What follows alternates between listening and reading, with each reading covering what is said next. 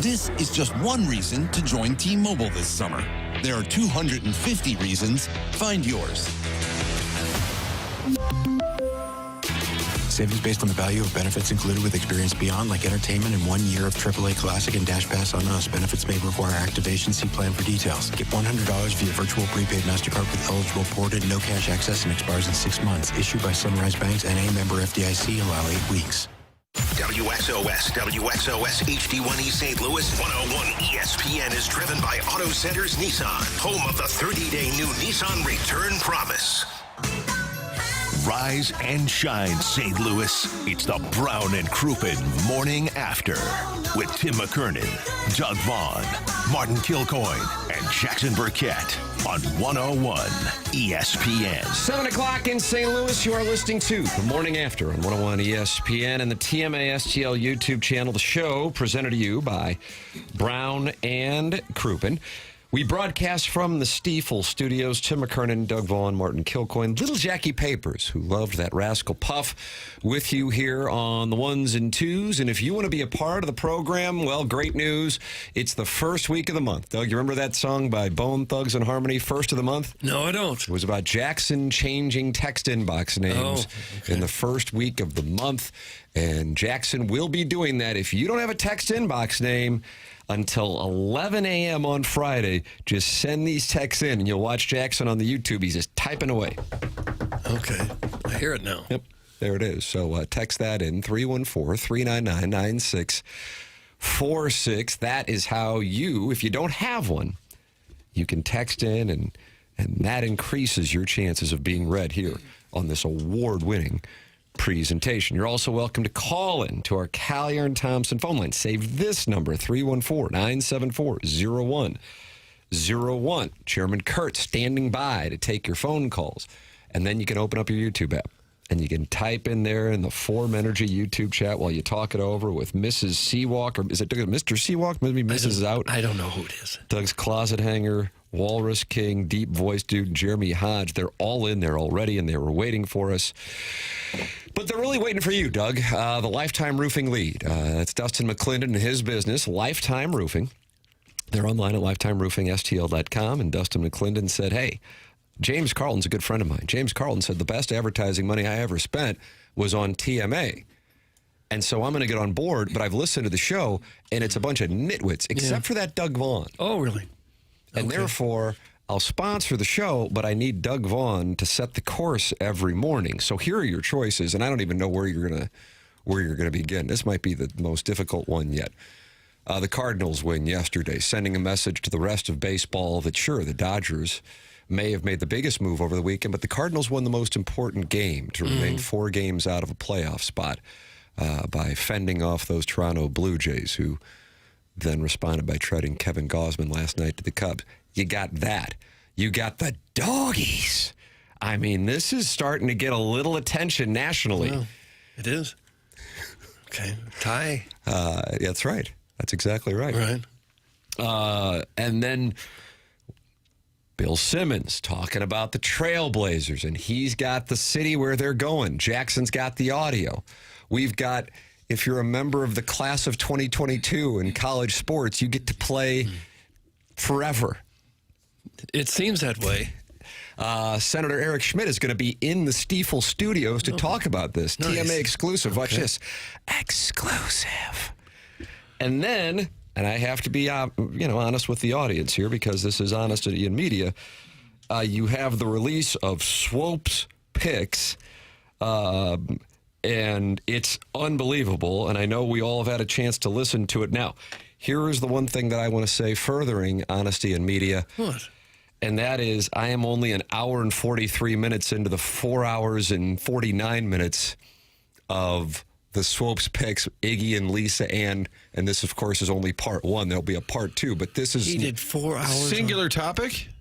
4 hours? That's correct. I mean, I'm surprised it wasn't 10 hours. It's only 4 hours and 49 minutes. 10 minutes would have been plenty. You think Ken Burns is offended this is too long? Doug, you did listen to it this weekend twice. What was your biggest take? I didn't listen to a word of it, no. I've lived it. I don't need to hear it again for 4 hours. Yeah, but you didn't get to hear me and Iggy interviewed about it by Buck Swope. Gosh. So now that you've listened to it twice, what's your biggest take? Are there any new developments? Yes. Oh, well, then perhaps that would be the lead. What are the new yes! What are the new developments? I got to tell you, that Lisa was great on the show. Oh, she was fantastic. Yeah. She was fantastic. And a friend of the program. You know who else was great on the show? Jennings Randolph Jr. Yeah. Made me miss him even more listening to that. I got to be honest with you. Yeah, so 5 hours of a Swopes Picks. Oh. Jackson, is that in the TMA podcast feed? I was listening around. I don't believe so. Oh, is that right? Because it has the TMA like the backdrop. Yeah. Well, either way, it's great. I'm not sure on that, to be honest with you. Okay. So if you've got a little time on your hands, A lot of dig it. time. Just do it little by little, Doug. Check back at Thanksgiving with a summary. Okay, and it's just kind of a rehash of what happened? And for those new to the show, Lisa Ann, and I include myself, I'm new here.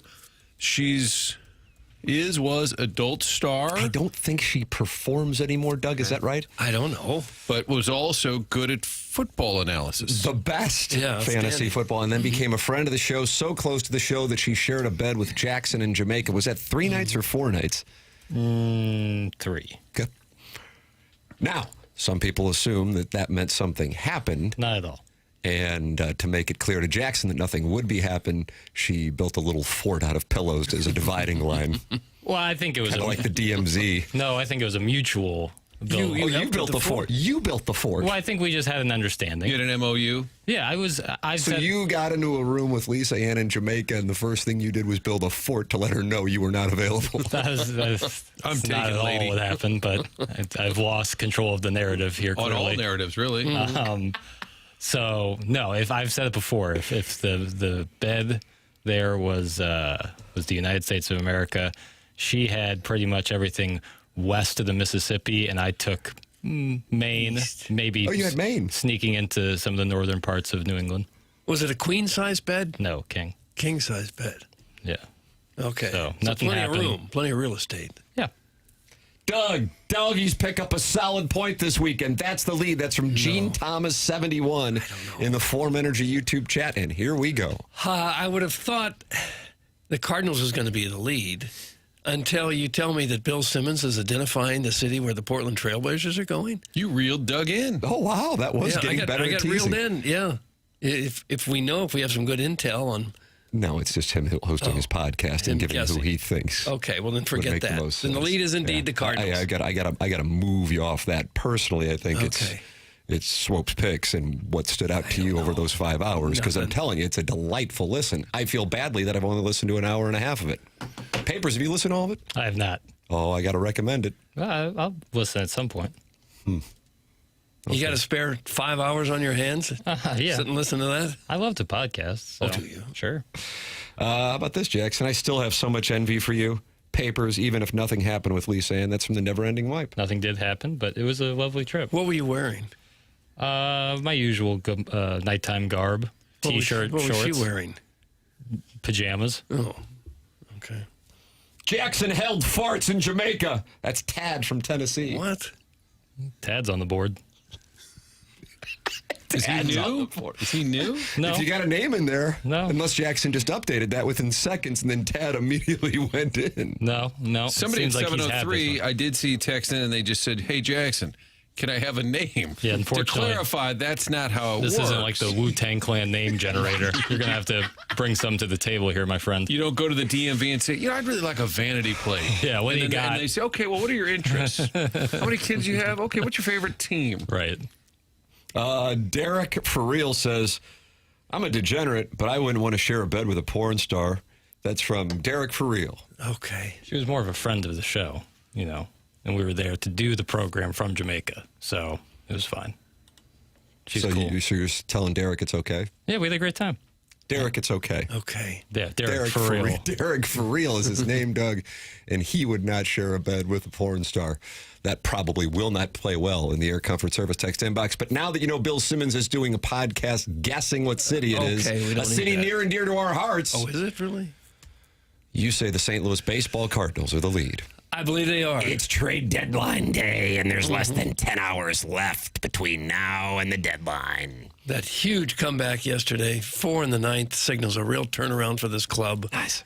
And as you said earlier, we're now just 4 out in the wild card. And Daddy likey very much. So I think it's not too late for this club to make their So you'd like to see them be buyers? I would. Nice. I'd like to see them buy somebody who can hit a little bit. Starting pitching, no problem with that here lately. How about Lipitor? Lipitor's outstanding. He gives you that kind of start just every now and then to tease you to think, no, we got to hang with him. 1 out of every 4 starts. That's the math. Yeah. Yeah, so I imagine they don't quite know what to do with him. So every time he's doing the rotation, Doug, you call somebody up, give that guy the spot. Yeah. Then it gets him a little riled up. All right, your spot is in serious jeopardy. And then the next time out, he's just fine. I guess. He couldn't have been any better yesterday. Derek, for real. You're not a degenerate. You just prefer the company of a gentleman. That's from Rusty Pecker. And, Doug, that is the theme right now in the Air Comfort Service text inbox is Derek for real. Chastise Jackson for sharing a bed with Lisa Ann. So the Cardinals 4 games back of a wild card spot, trade deadline day today. As of this moment, Martin, no one has been moved. If you were to look at the Cardinal roster, and I set an over-under of 3.5 players being traded between now and 5 p.m., would you go over or would you go under? I've been in the under camp. May for sure, there's 1. And I'm going to say Lars Herrera is either or, not both. So there's my 2. And then Joe, I'm going to go JoJo. Well, now you're over. Or because you're saying either or. No, Lars Herrera, I'm only going 1. Got it. Follow you. And then I'm going to put JoJo / Riley. I'm going to say for sure. I'm sticking with 3. Doug Vaughn. That sounds good to me. I like that thinking. I know a lot of fans would probably like to see him trade more than that, but I don't think they're going to deal much from the minor league system. And when I'm talking about roster, I mean the current big league roster, correct? I'll go under also.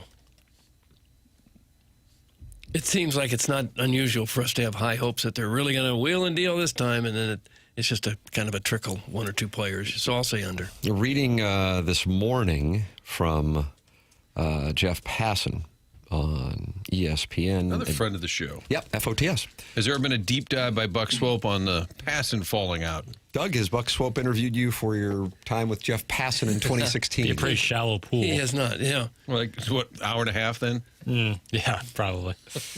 Talks about the Cardinals, and they also interviewed Buster Olney on it, and said the Cardinals are one of the few teams to identify themselves as a seller, which could work to their advantage. The big iceberg that was blocking trades was freed up last night, 2 nights ago, with the Dodgers acquiring Tarek Skubal, and so now you see all these moves starting to take place. Peralta to the Rays. Derek Gould reporting that the Rays were one of the teams the Cardinals were talking with about Dustin May.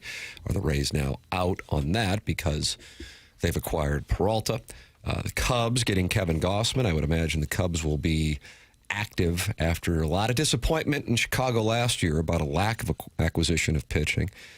And then you also have a wide variety of other teams trying to tend to it. And also there's a market per Passan and Olney for bats. And catchers are in high desire. And Jackson, I know you love the Cardinals having a large number of catchers on the roster, but you might have to say goodbye to a couple today. Yeah, it's going to be tough. I don't know how I'm going to handle it. I get that that's their position. I get it's their position of strength, but it's like, man, when times get tough, I always turn to the catchers. About that? Really? Now, it would be nice to see something really bold, other than just selling off some pieces, grabbing some AA, AAA options. I know there's some stuff out there about Jackson Holiday. I'm not sure that there's, if it's true or not, I don't know. But wouldn't it be exciting to do something a little more bold other than just, we're going to keep shedding players, getting younger guys, restocking the minor leagues, even though that's necessary. If you did something even bigger picture that was bold, I think that would help a fan base that maybe starting to get a little. We started with a lot of excitement this year. People are like, okay, the way they started, better than we thought.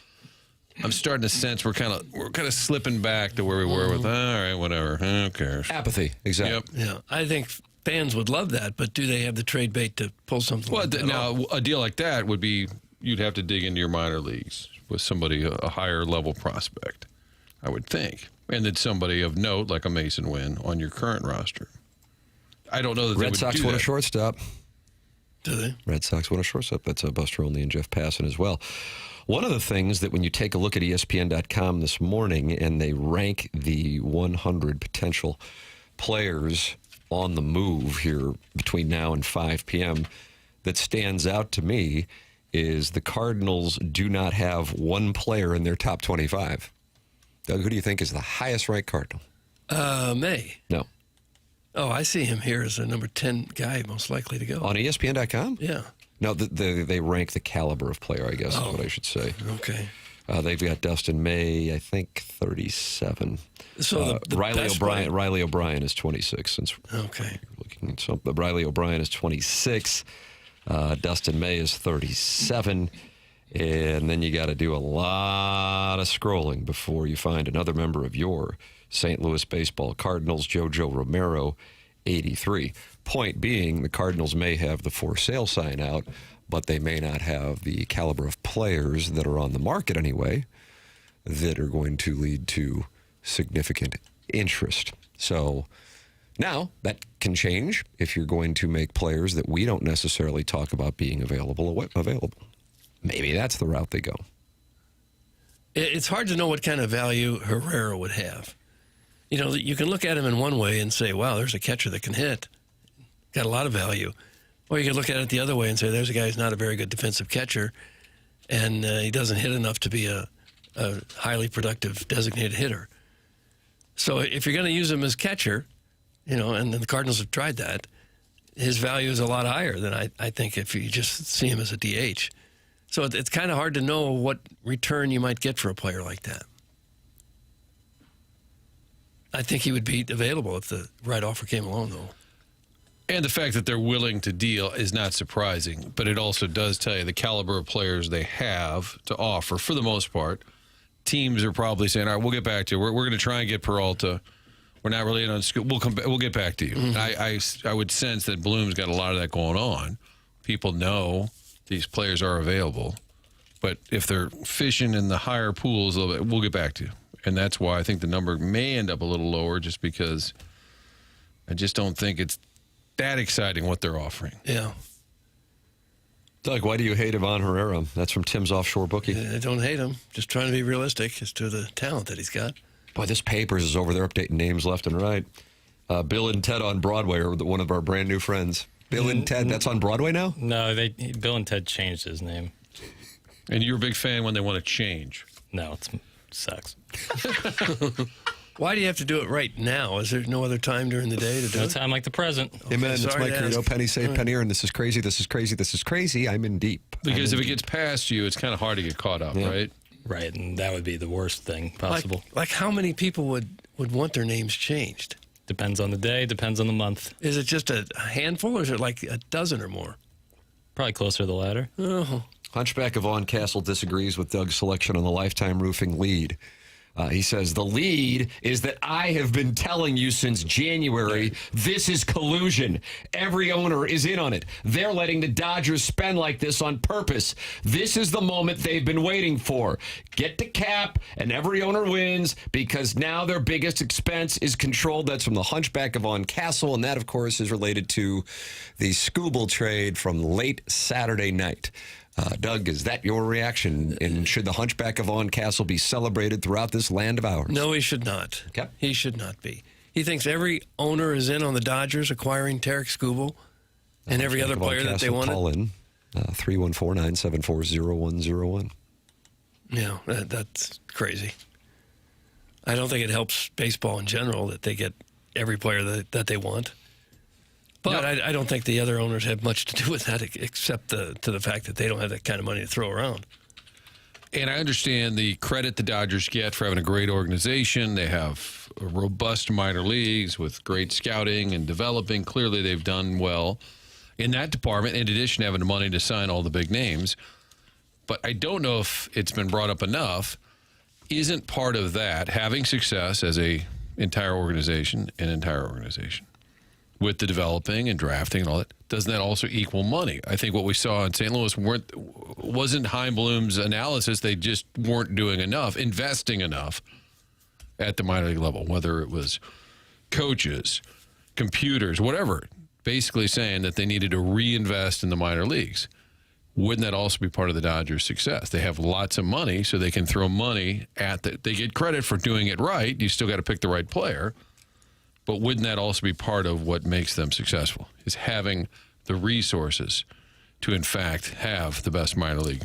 They still have to go out and do it. But what I'm saying is the Cardinals' example was they weren't funding that development level enough. The Dodgers have a lot of money. So it's not either or. People will say, oh, it's not money. They're just smarter than everybody else. Well, they also have tons of resources. Doug, it looks like what they got back for Skubal was light. That's from Dirk Diggler's unit.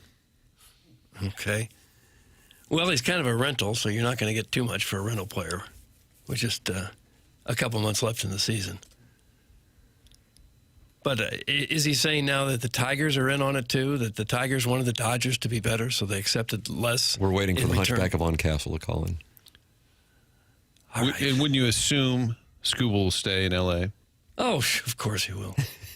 They'll find a way to give him $500 million. Just find a way. And only have $10 million of it count against the luxury tax threshold. I mean, it was kind of cool. They were on Sunday Night Baseball, and then during the game, he shows up in the dugout.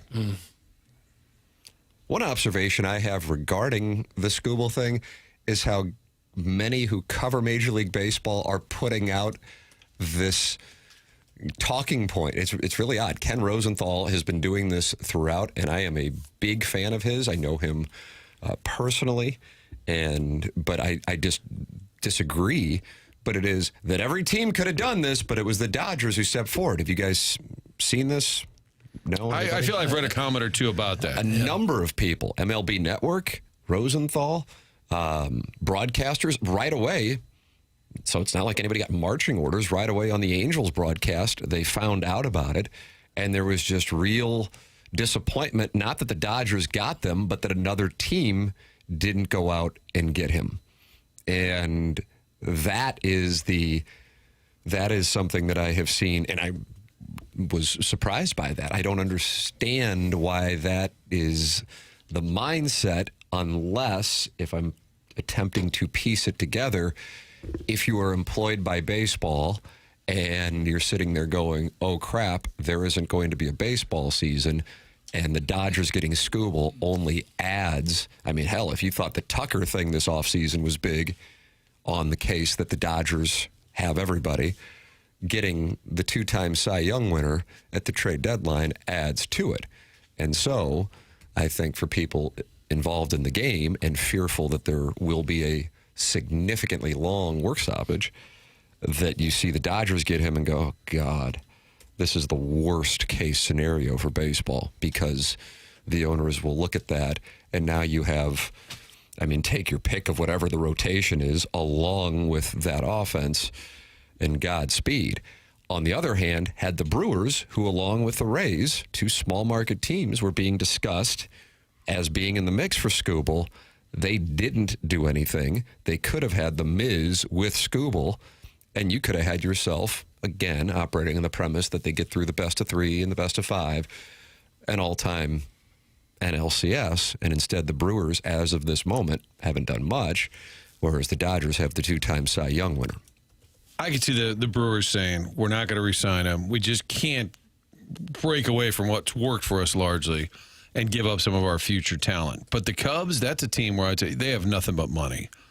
That's a team where I think, and maybe they were in on Skubal and couldn't pull the trigger, but there's it's still a really small group of teams that could have pulled off that deal, realistically. Yeah, that would be interested at this time. Like, the Mets have the money, but they're so far buried, they're probably not going to waste their time on it now. The Yankees, Braves, maybe, Red Sox, those are a couple of teams. Maybe that's all the teams that it would make sense right now to acquire a player like that, giving up 2 or 3 of your top prospects. But there are players, kind of pro player talking points, pro owner talking points. And I agree with that. You're seeing a little bit more of that, where people kind of dig in on it. And I just don't know that it's that that cut and dried. The Cardinals could add Scooble. Anybody could add him, Doug. Sure. Cleveland could add him. You're welcome to text in at 314-399-9646. If you do not have a name, Jackson is up there. I mean, this guy is typing over there, Doug. We've lost him, Tim. We've just lost him. He is just busy. He's buried in his work. You just got Dave, the one-man gang?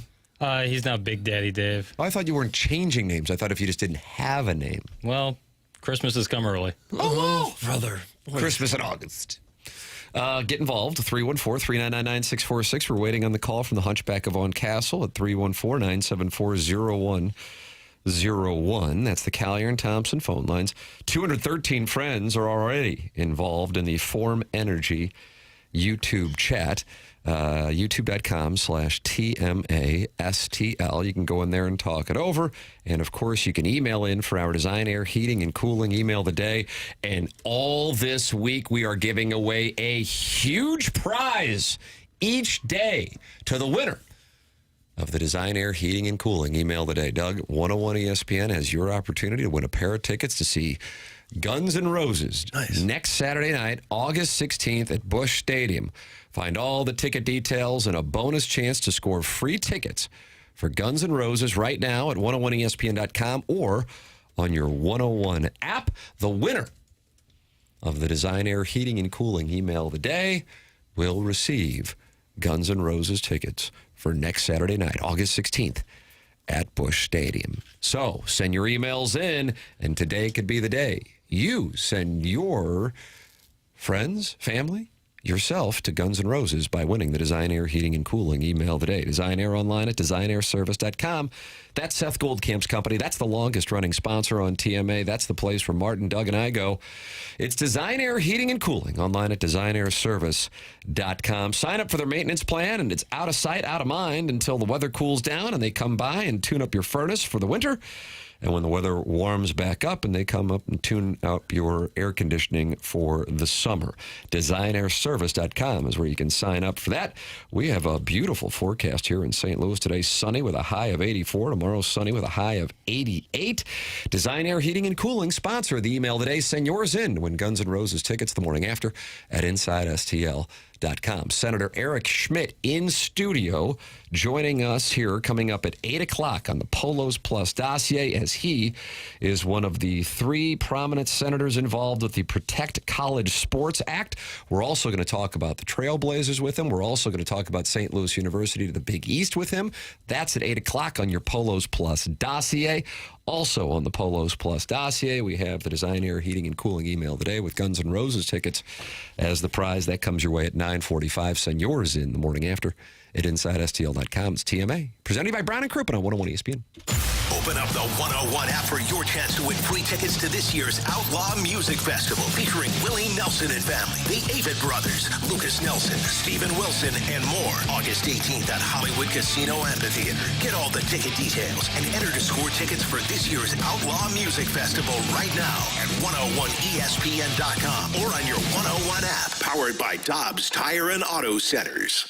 Things in Washington, D.C. may seem unsettled at times by their lack of progress. But one department in the U.S. government is progressing. That is the IRS. Hi, this is Lance Story with the Lance Story Law Firm. The IRS is in full function to collect on unpaid taxes. If you've been putting off a tax problem, it's time to call the Lance Story Law Firm and get it resolved. Don't think the government is too busy to focus on my issues. Too many of my clients thought the same. So if you owe back taxes or haven't filed returns in years, it's time to call the Lance Story Law Firm and finally resolve your tax issues. Remember, if you have tax problems, you have legal problems. Call the Lance Story Law Firm. Our office is right here in St. Louis. Or call 314-260-6120 or visit LanceStoryLaw.com to schedule your free consultation with your local tax resolution law firm, the Lance Story Law Firm. The choice of a lawyer is an important decision and should not be based solely upon advertisements.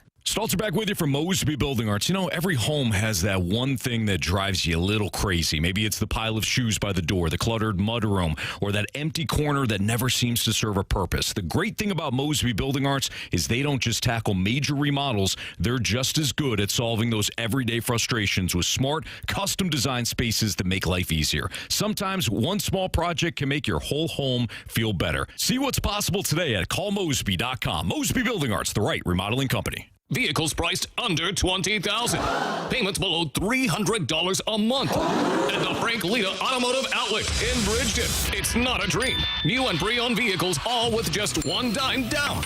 Only the best SUVs, cars, plus North County's newest and largest pickup truck and Wrangler inventory. Some are already lifted. Most come with a 7-year, 100,000-mile warranty. The Frank Lita Automotive Outlet has it all. Only the best Chevys, Fords, Chryslers, Dodge, Jeeps, Hondas, Toyotas, Kias, Hyundais, Mitsubishis, even BMWs and Mercedes. Don't worry about credit. Just ask for credit amnesty. If you've got a job and a dime, you're right. We want your trade, regardless of make, model, condition, or balance owed. Vehicles under $20,000. Payments under...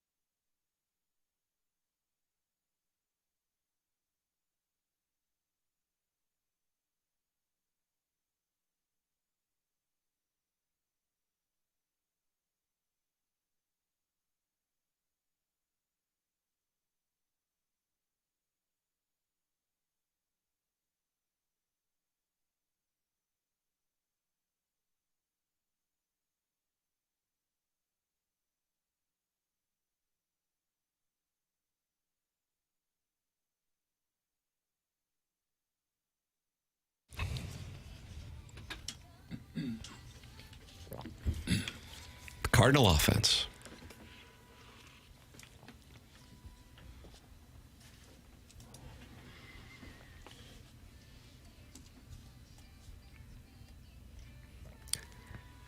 College athletics.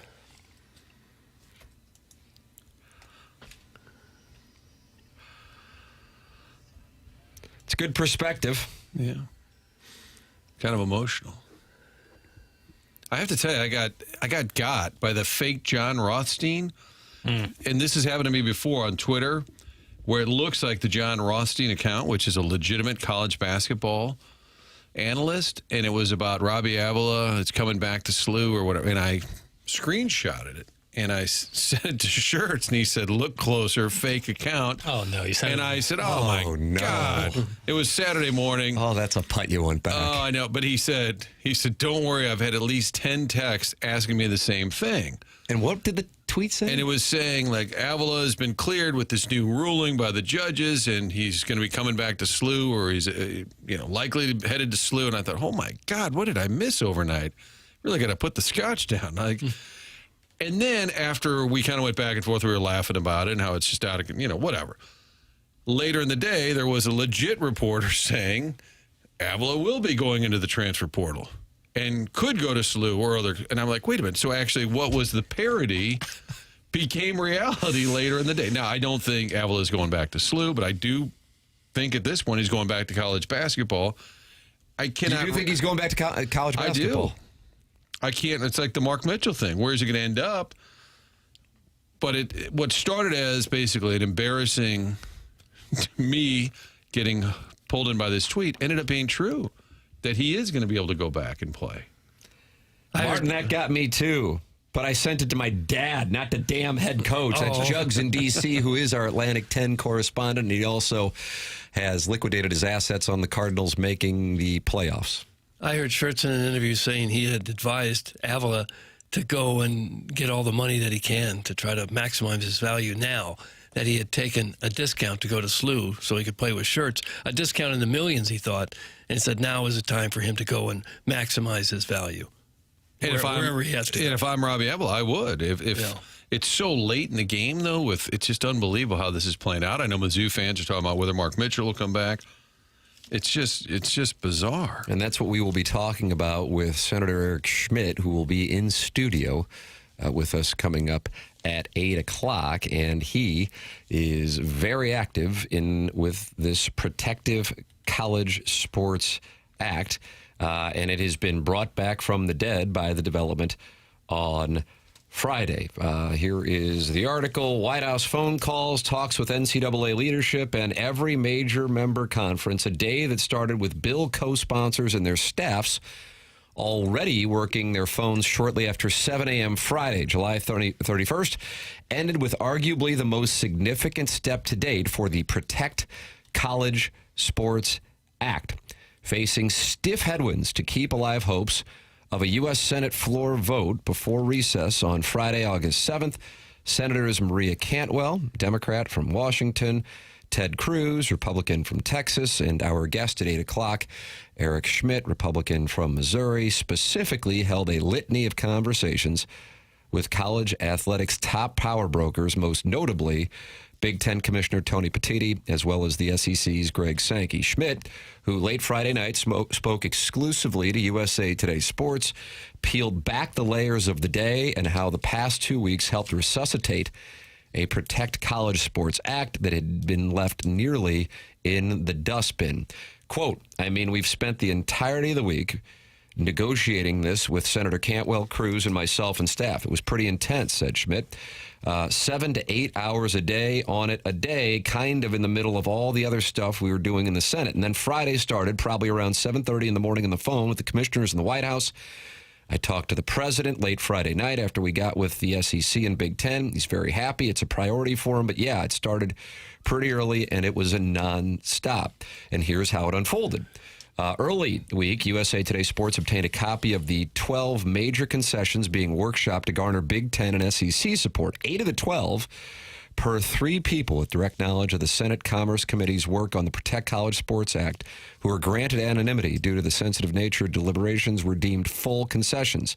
By Wednesday, in continued conversations with people on Capitol Hill, USA Today Sports learned more revisions had been made, but optimism had dwindled. Major concessions were made overnight. At this point, with every passing minute, odds are slimmer that we can move the bill to the Senate floor before the August recess. We've been here working night and day to make the revisions the Big Ten and the SEC, said that they needed to publicly support the bill, and we need an answer. This was not a superficial deadline. Schmitt echoed those sentiments coming out of committee. My feeling was that this was not going to be a finished product, that we needed to have more voices at the table, and clearly the conferences and the breadth of interest that they spoke to, it was going to be important in trying to get as much support as we could. And they had issues. We tried to address those.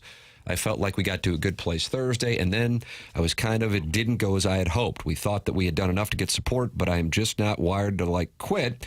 Maybe that's the former student athlete in me. So first on Friday night, the Big Ten conducted a vote with its member institutions, presidents, and athletics leadership. It voted yes, a move that left the present fate of the bill strictly up to the SEC's similar vote.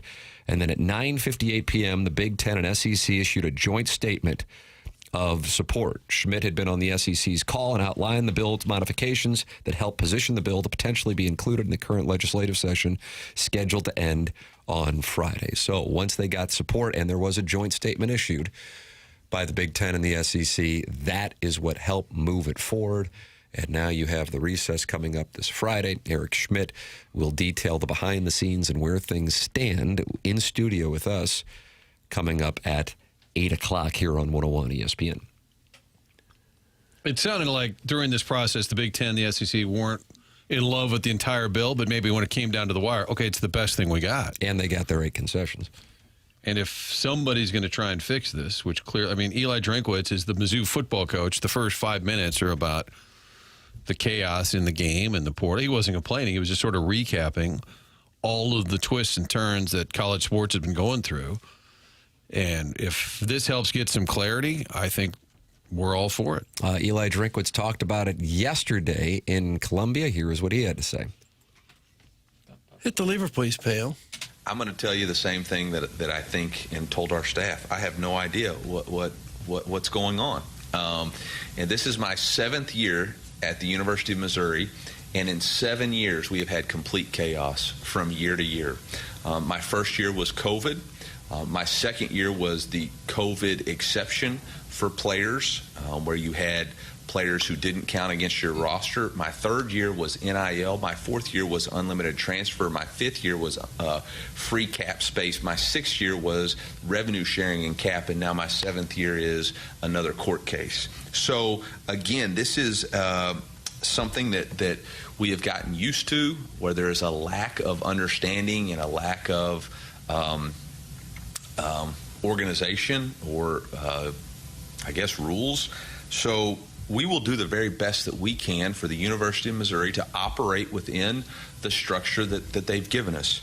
And if that means that we can add somebody at this late date, we will explore every avenue possible to help the University of Missouri football team be successful, while also helping the young men or players that are affected by this. I will say the class of 2022, this is the second time that they have been negatively affected by decisions that have been made. Again, not pointing anybody else out, but they are negatively affected by the COVID exception ruling, and now they've been negatively affected by the 5-for-5 ruling.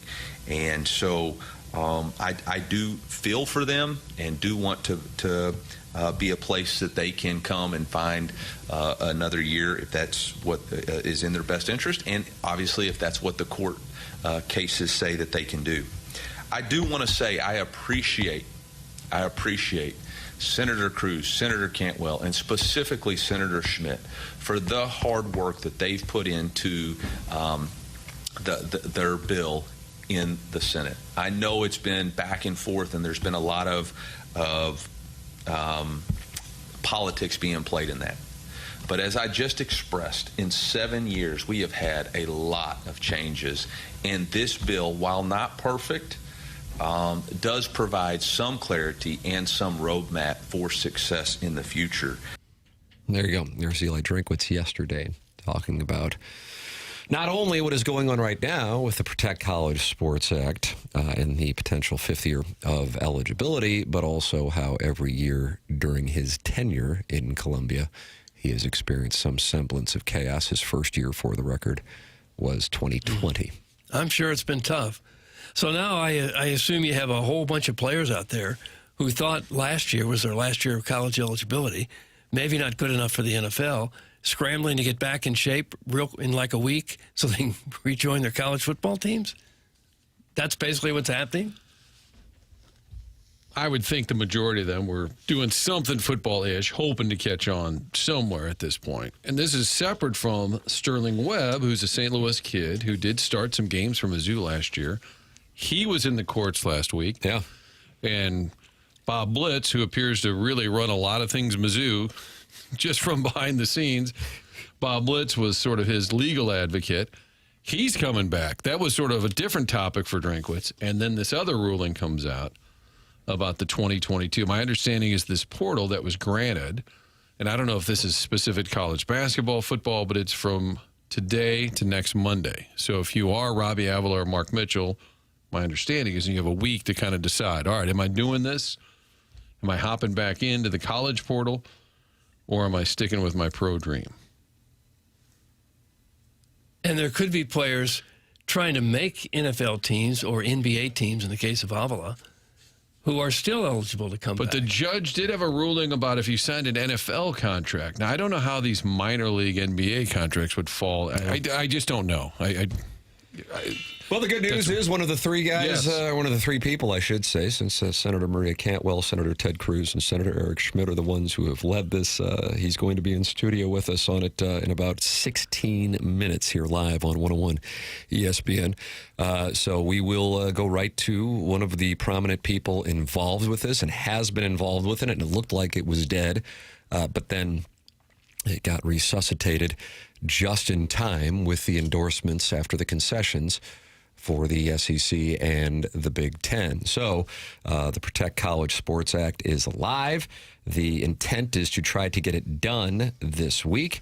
Theoretically, they will be in recess in August, and then when September rolls around, the expectation is it would be difficult to get it through at that point, as there are priorities, and then you have midterms coming up, so that is the reason why there is some form of a deadline, at least in the minds of those involved, and that is why the resuscitation of it was so important. So Senator Schmitt will be with us coming up here in a matter of moments. It is 7:45 in St. Louis. Senator Eric Schmitt in studio with us coming up at 8 o'clock. We'll have the Design, Air, Heating, and Cooling email today coming up at 9:45. Send your emails in the morning after at InsideSTL.com, as 101 ESPN is your opportunity to win a pair of tickets to see Guns N' Roses next Saturday night, August 16th at Busch Stadium. That's the prize for winning today's Design, Air, Heating, and Cooling email today. So you want to see Guns N' Roses, win to the Design, Air, Heating, and Cooling email today.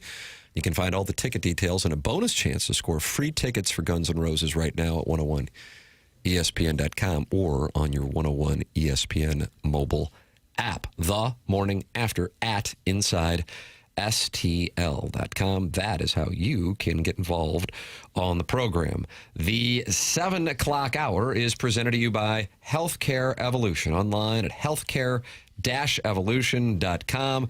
There's a gentleman by the name of Jackie Papers who is flush with hair now. And Jackson, you believe that might be just because of our good friends at healthcare-evolution.com. That's exactly right, Tim. I've been working with Healthcare Evolution now, starting back in the winter. We did my first treatment on we did this called hair rejuvenation, because that's really what it is. The scalp was a little damaged, and so with Healthcare Evolution, they not only make damaged parts of your body heal, but they also help make it stronger. So, in part of this hair rejuvenation has been strengthening the scalp. So I've seen great results in thinning parts of my scalp. More hair is growing there. The hair is growing stronger. Every day it just looks better. I'm wearing a cap today. It was early morning. I just threw a cap on, but I've gotten a lot of compliments, all thanks to our friends over at Healthcare Evolution. You can do it right here in St. Louis. You don't have to leave the country. You don't have to spend a king's ransom. You can do it affordably with people you can trust at Healthcare Evolution. Free consultation over the phone, or 70% off your in-person consultation with Healthcare Evolution. Healthcare-Evolution.com. That's Healthcare Evolution, sponsor the 7 o'clock hour. Bill Simmons gave his theory as to where the Portland Trailblazers are going and what is going on with that situation. We'll have that audio for it next. Senator Eric Schmitt at 8 o'clock. The program's called TMA. It's presented by Brown and Crouppen on 101 ESPN.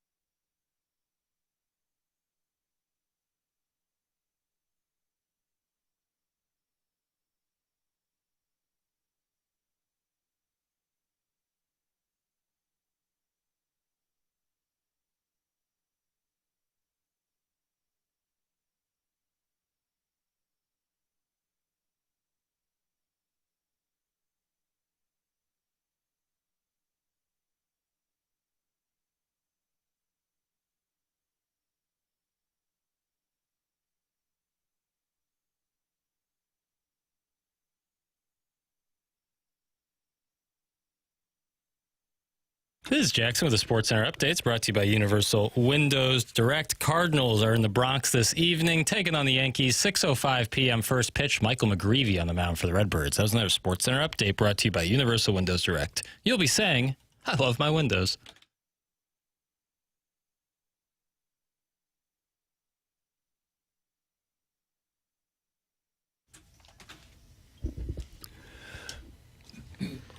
Cardinals are coming, Doug. Here we go. One in a row. One in a row. 5-12 since the break. Wow. Well, it's a new month. Only a game and a half out of last place. What are you trying to say? I'm saying it's kind of falling apart here. Why? Because I keep losing.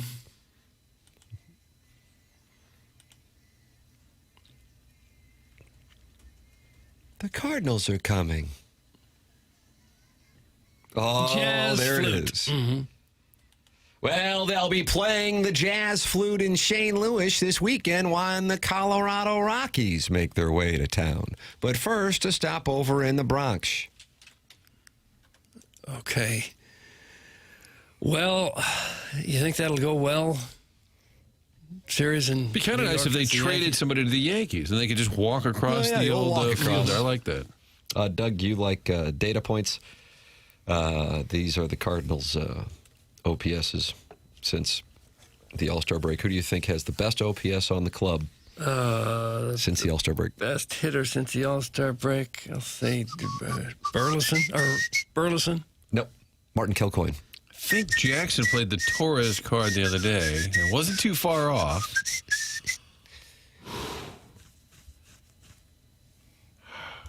Because we did this the other day, didn't we? Yeah, but we now have 3 more pieces of data. I was trying to play off of what the right answer. I just can't remember what the right answer was the other day. Burleson. And Jackson Burkett. Give me Torres or give me death. I think I Brian remember. Torres at 879. I knew it.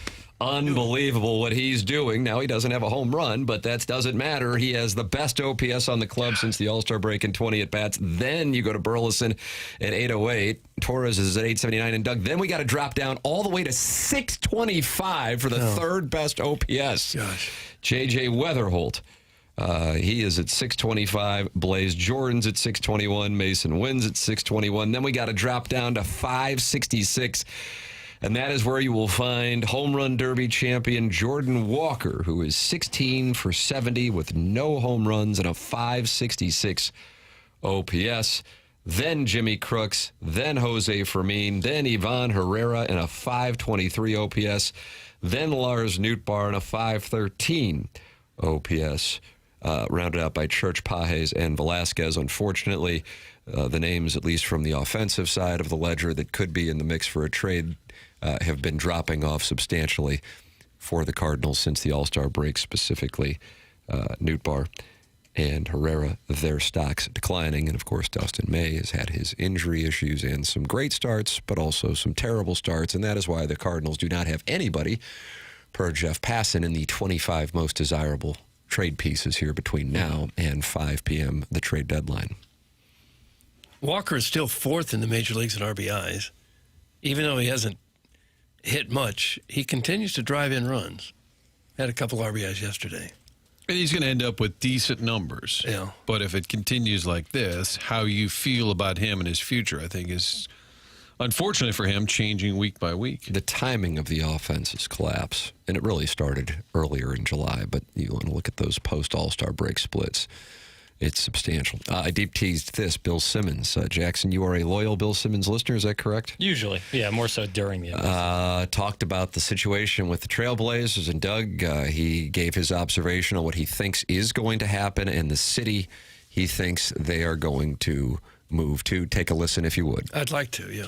I don't understand why you would buy this team if you weren't buying into the community around the team in this city. It's basically like, it's like somebody buying a house on a street because he likes the street and not the house. It's like, right. As soon as I move in, I'm knocking that thing down. But as you're buying, you're like, no, I love it. I love the upstairs. Oh, the backyard's great. Right. But in the back of your mind, you're like, I'm going to take this thing down. And my fear for people in Portland is that he looked at what the expansion numbers would be which everybody's saying between 7 and 8. And he's like, I could just steal Portland for 4.25, whatever it ended up being, and then I'll just move them somewhere else. And I think Kansas City is, I mentioned them a couple weeks ago, and I think I was the first one to mention it. First of all, Kansas City could make an argument they maybe should have a team. Like they've really grown. They have a state-of-the-art arena. They've hosted big events. I think the city's grown. They're in a part of the country that they don't really have. Like, I think they would help. They'd help with conference alignment, but I wouldn't be Portland. And what's dangerous about Kansas City is they'll take any team, right? Portland's not moving to Seattle. Seattle doesn't want the Trailblazers. They have a long rivalry and a history, and they know what it's like when you lose a team. I don't think they're going to want that. They didn't really want Sacramento either. They want like an expansion team. But I think Kansas City would be the one I'd be worried about, especially one of the minority owners is a St. Louis guy. Dundon's from Dallas. That's another thing that doesn't add up. You're from Dallas. You own Carolina. Why are you buying the Trailblazers? Right? So that conspiracy bill, there's just a lot to work with this, and none of it is really that good for the city. Bill Simmons on his podcast, Doug, he sees Kansas City as being the landing spot. Doesn't make sense why Dundon bought the team. He cites the fact that Richard Chaffetz is from St. Louis, adding credence to that. Up until about 8 years ago, being from St. Louis and a tie-in to Kansas City wouldn't necessarily be relevant, but then we've seen a large portion of the area become Chiefs fans, but I don't know if Chaffetz is in that category that he would be pro-Kansas City. Bill later went on the podcast saying, I don't see NBA in St. Louis. Makes zero sense to me. Apologies to people in St. Louis. Sorry, but I don't see it. No. Doug. I don't understand Bill's take about the owner being from Dallas. Why does that matter? Yeah, I don't either. These rich guys live all over the place and buy teams all over the place. They just want to get in. They just want to get a franchise. For sure.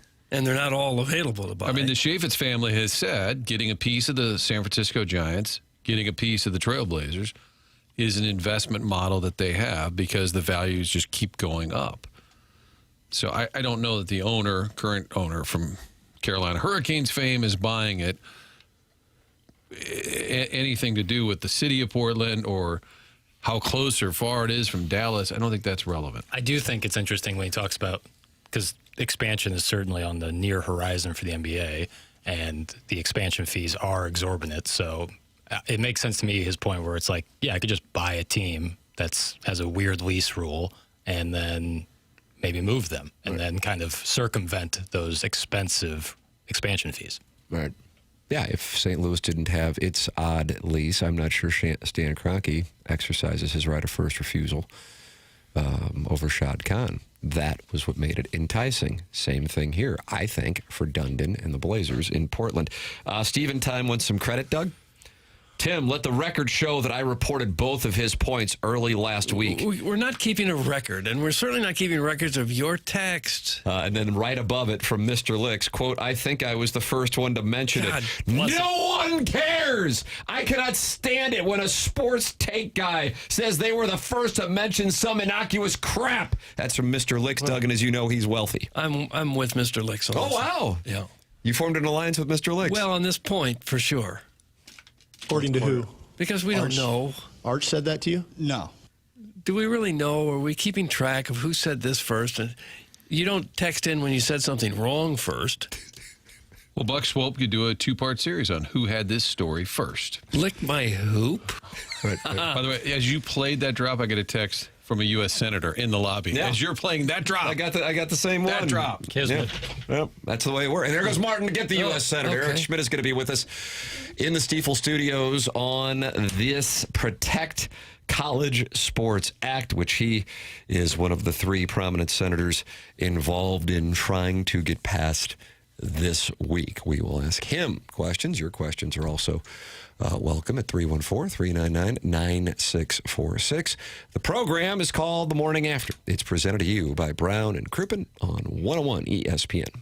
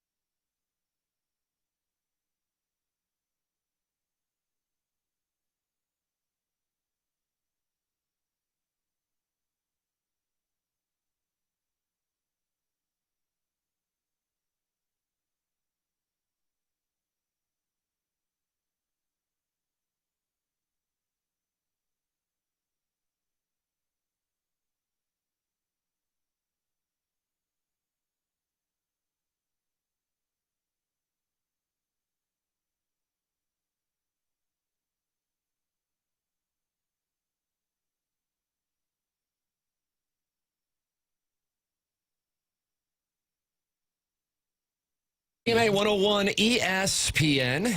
From the Stiefel Studios, Tim McKernan, Doug Vaughn, Martin Kilcoyne, Jackson Burkett with you here on the program. And Doug, if you look on your right, it's a United States Senator, as per usual on this show. Hello, Senator. It's great to see you, Doug. I tell people all the time, you're just a great American. Oh my gosh. I think so. Thank I you. see you out and about, and I'm always bragging about you. Are you really? I am. Where do you see Doug, Senator? Well, I ran into him at Circle 7 Ranch not too long ago. Yep. You were the sitting barbecue outside with his chicken family. salad. I got the fiery honey boneless wings, as I recall. Oh, that day. that's a good place. Doug wouldn't eat that. He would strip the skin away. Am I correct on that? Yeah, I try to eat healthy. I try to. Hey, did Doug Otherwise, enter I'll through the drop back of the dead. building with security? No, Doug was safe and sound there with his family in a big table there in that outside area. You know, you were enjoying the good weather we were having in St. Louis. That's been a couple of years now, hasn't it? Yeah, probably. Yeah, but I made that much of a Well, my favorite, I've told this before, when you came to the Capitol originally with one of your kids. Yeah, Greg Vaughn. And this is 20 years ago or something. Probably. 15 years ago. And I said I was a big fan of the program.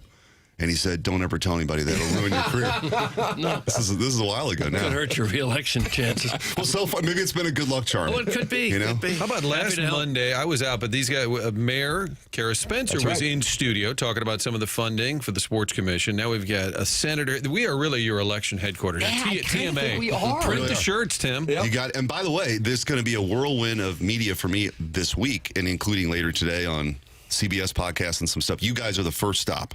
This is the beginning. This is where you go. This is where you go when you want to break news. See? We're kind of kingmakers. Really are. That's what I tell people. Senator Schmitt with us here, and you have been incredibly busy with this Protect College Sports Act. It looked like it was dead, and then last week resuscitated. We were reading the story on what transpired. The key to this thing, would it be fair to say, is the Big Ten and the SEC getting on board. Give us some background on how that came to fruition, because you've been on the calls with not only the commissioners, but also the White House and your fellow senators, Maria Cantwell and Senator Ted Cruz. Yeah, so I would say not last week, but the week before. There was pretty intense negotiations between Senator Cruz, Senator Cantwell, and myself with staff, bringing in a lot of the opinions that came in after the Commerce Committee voted it out a month ago. So there's a lot of input. And so we're trying to come. We knew that bill that came out of committee wasn't the final product. So what was it going to look like? So even in that week, for 3 or 4 days, it was. We were in the room 10 hours a day, conference room, this will work, this won't work. And then, of course, once you put ideas to paper, people object and lawyers are involved and all that stuff. So we kind of got to a place where we felt like we had come a long way, had taken in a lot of the concerns that the SEC and Big Ten had. And some of that, by the way, some of those were really technical changes. They weren't a big deal. Some of them were more substantive. The other conferences, I would say the ACC, the Big 12, some of the Mountain West, those sort of conferences that are out there, they were part of this discussion too, along with, the interests of the student athlete. Like, how does this play out for them and protections that they have? So we got to a place where last Thursday, I was getting ready to get on a flight out of Washington to come back. And, we just told them that, look, we don't have any more time. This week, the week that we're in right now, is it. Because there's going to be presumably an August recess, maybe not. Probably. And then September is going to be government funding and very partisan kind of stuff. And then you're in election season at the midterm. So if it's going to happen out of the Senate, it's got to happen this week. So there was a real sense of urgency for Thursday. Mm-hmm.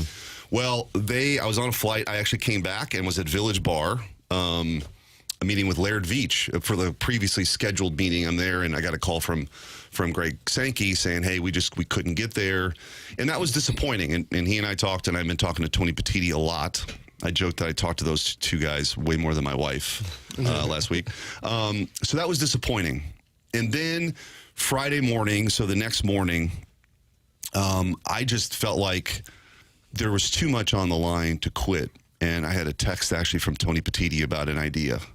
And so about 7:30 in the morning, we started to flesh that out. Notre Dame athletic director is a part of it, talking to Greg. And I would say that, to put it in context, the last big remaining issue was this cap, right? So to take a step back, this House settlement established what was a $20.5 million cap that has escalated now to $21.3 million cap of the rev share. So that's what schools can pay their players for all the sports, okay? But the truth is, LSU probably has like a $50 million football roster, probably. So how is that happening? Well, it's happening because what some schools have done, or I should say what some programs have done, is to say, don't give us the money, sponsor, redirect that to the student athlete, right? So the school's not paying them, but the roster's being paid. And so we were trying to take that into account. It wasn't realistic to believe that we were going to just have a cap that was down to the 21 million. That wasn't true. So that's how we came up with this retention pool, this retention fund, which settled at $22.5 million to retain your own players. Okay. And then you have a $5 million fund essentially that doesn't count against your cap, $5 million for women's sports. That gets you close to $50 million. The interesting thing is, after the Commerce Committee hearing, I talked to the Notre Dame athletic director and said, look, if you got rid of all the collectives, what would a cap be? What would like kind of the market really be? And he said 50 million, which is kind of where it ended up. But the last remaining issue was, how can you make sure that that's real? How can you define it in the legislation to make sure you're not having that redirection? And so basically the last issue was, I'm Nike, I've got to deal with Iowa, but I want to have the Iowa quarterback wear something that's unique to that person or that position or that brand and not have it count against the cap, but it be real.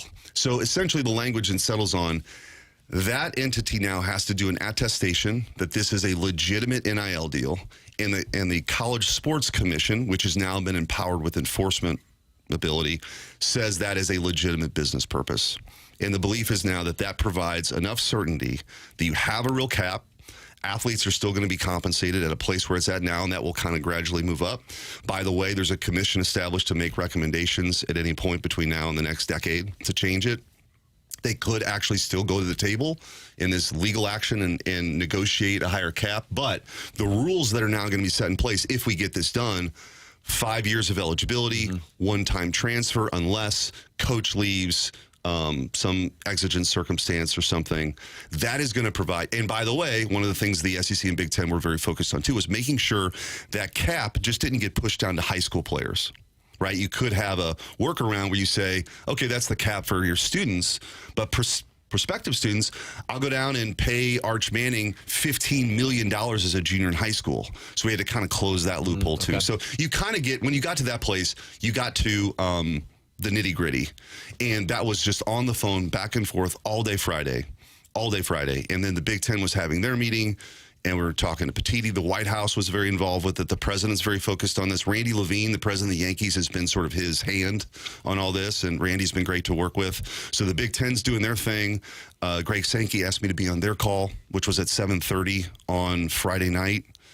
Made the pitch, asked the questions, was on their call for about a half hour or so. And then about 20 minutes later, Greg called and said that they were a yes. And then I crushed several Busch Lights because I felt like we got to a good place.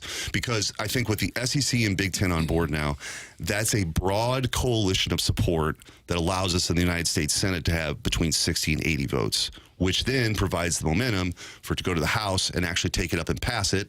Also, Mike Johnson, the Speaker of the House, is from Louisiana. Steve Scalise, who's the floor leader, is from Louisiana. They care very much about the SEC. And so having all that on board now is a recipe, at least for this thing to actually get done in the fall, which would be big. For those who have not followed this particularly closely and perhaps their biggest impression over the last 48, 72 hours, Senator, was, what, Missouri can bring Mark Mitchell back?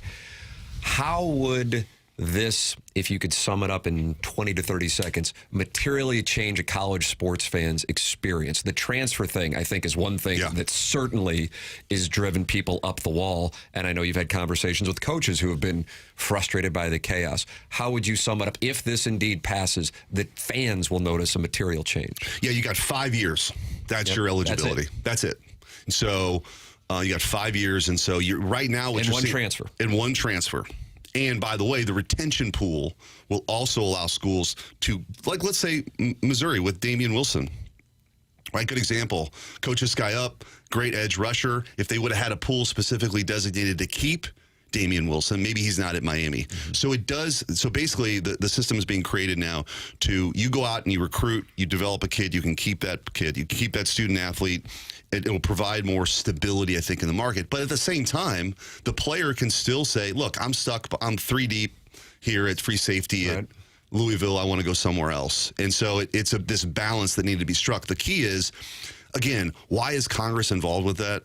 A couple years ago, as I told you guys before, I would have been very skeptical of all of this. But the truth is, Congress is the only entity that can grant antitrust exemption status for the NCAA to enforce that 5-year rule. The reason why they have this issue now in the Colorado court is that the NCAA has created a rule that they can't enforce. Yeah.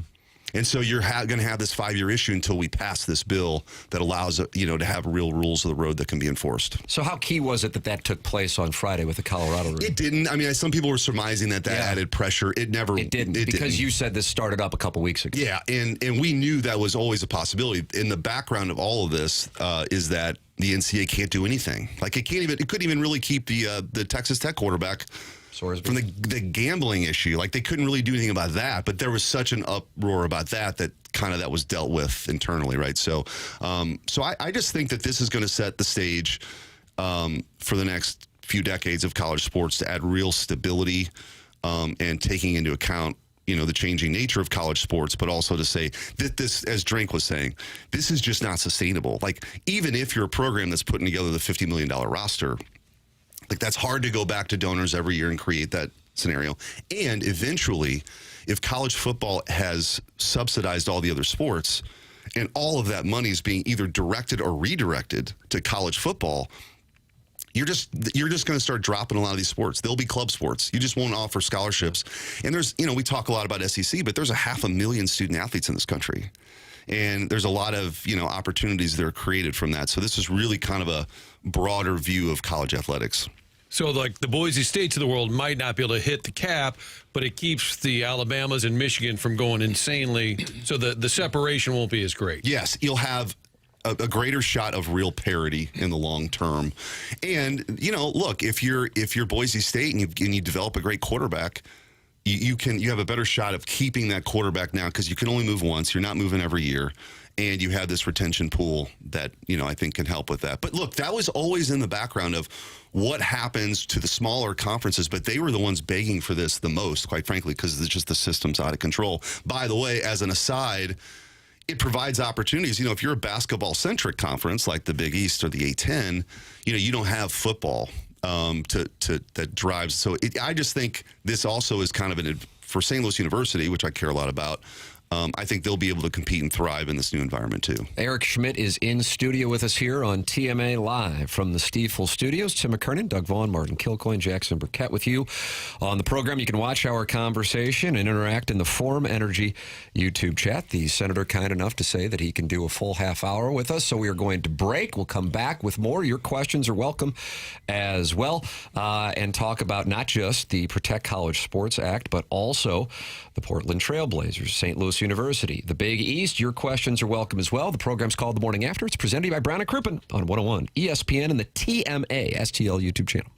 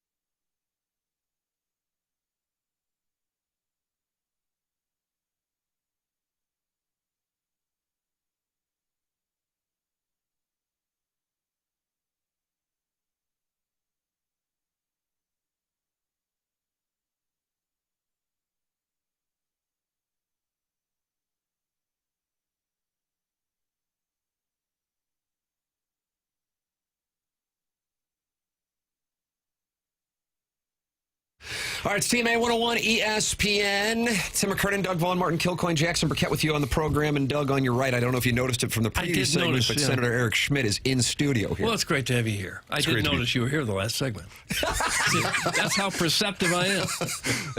Can't get anything past me. We have been talking about the Protect College Sports Act. So, knowing what you know, your active involvement in this, what do you see taking place here over the next handful of days? So my job will be now to sell this to my colleagues, because the truth is there's been about 3 of us that have been intricately involved in the negotiation. And so going to Katie Britt in Alabama, or going to Todd Young in Indiana, going to even Democrat colleagues and saying, hey, here's what this is, so people have an understanding of what's going to be in front of them. But we have to, like, the John Thune will have to file for a cloture, which is basically setting up the week today. And that could take us to the end of the week, even into the weekend. So advocating to make sure we're doing that, along with the other priorities that are going to be up this week. So just making sure it's front and center and educating people. And then I think if we do that, we should be in a pretty good place if we have the time. That'll be the issue. And also I know that the SEC, Big Ten, other conferences, the White House, all are very focused on getting this thing done as well. So, everybody's going to be lobbying to that end today and throughout the week. If this passes, will this end the possibility of one judge somewhere being able to make a ruling that turns all of college sports on its head again? Yeah, because you're going to have the force and effect of federal law. I mean, this is right now, there's no federal statute governing any of this. You will now say, hey, the NCAA, some governing body, has antitrust protection to make rules and enforce rules. So if you want to challenge it, you're going to lose. Right now, that doesn't exist, which is why they've been successful in getting this done. So I just think we're in a really strong position right now. Everybody's now finally rowing in the same direction. Greg Sankey's been great to work with. Tony Petiti was very helpful there at the end as we kind of worked through this. But there are a lot more players than just those two. But I talked to the president on Friday night after we got done. He's very happy about it. So he's leaning in, especially if it gets out of the Senate this week, to make sure the House actually takes it up. Because they got a lot of stuff going on. They come back in September. So making sure it's something that people actually move on, because there's a lot of things going on up there, will be key. Senator, I said we'd take questions from our audience, and you can send yours in at 314-399-9646. And then also we have our YouTube chat. And one of the things I've seen the most is, why is this an issue that the government is involved in? There are so many other things to tend to. Why is this an issue? I feel like we may have discussed this when you were in a few months ago, but to revisit this at a time like this, why is this something that you are championing? And it's bipartisan, as you made reference to. Senator Cantwell's a Democrat in Washington. Why is this something that you are involved in?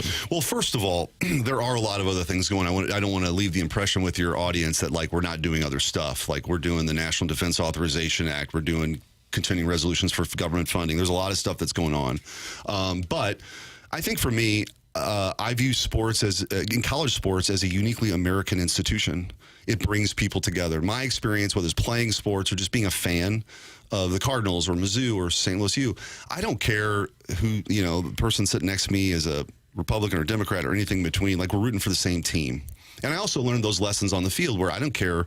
We were on the same team. Like, let's go win. And so I think we need more of that, not less of that. And I think that the danger here is that the trajectory of college sports is changing pretty dramatically. People don't see it. It doesn't happen at once. It's like the frog sort of boiling in the water, right? You don't really know, but it's happening because the model of the old model of subsidizing all the non-revenue sports is going to go away unless you provide some stability. So I just felt like it was important for us again, Congress is the only institution that can grant rulemaking status to some governing body to enforce rules. So all the litigation you've seen over the last decade, and as recently as Friday, is related to that, because that's all been taken away. That's all been taken away. And so Congress has to step in and say, and we don't want to micromanage. I don't want to micromanage every aspect of all this, but you kind of have to have the structure set, have an organizing body or a governing body that can, set the rules, and then we back away and it plays out. And that's really where we're at right now.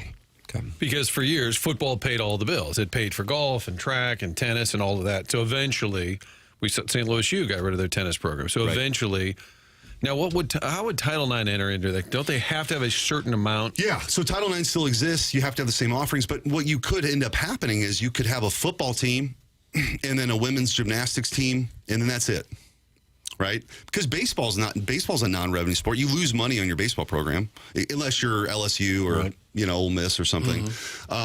So you're just the schools will start making decisions about what the offering is, and no matter what, that offering, that menu will become smaller and smaller. So it just has to. It's not a number. You don't have to have 8 women's programs. You just have to have an even amount. You have to have parity, basically, right? And so you're not going to have right now the SEC, the Big Ten has actually more sports that they offer because some of those Western states that they picked up have more kind of Olympic sports, which is part of this too, right? If we want to win in the Olympics, you have to have those non-revenue sports. They don't generate any money for hockey doesn't generate money for a university, or gymnastics doesn't generate money, but we want to win the gold medal.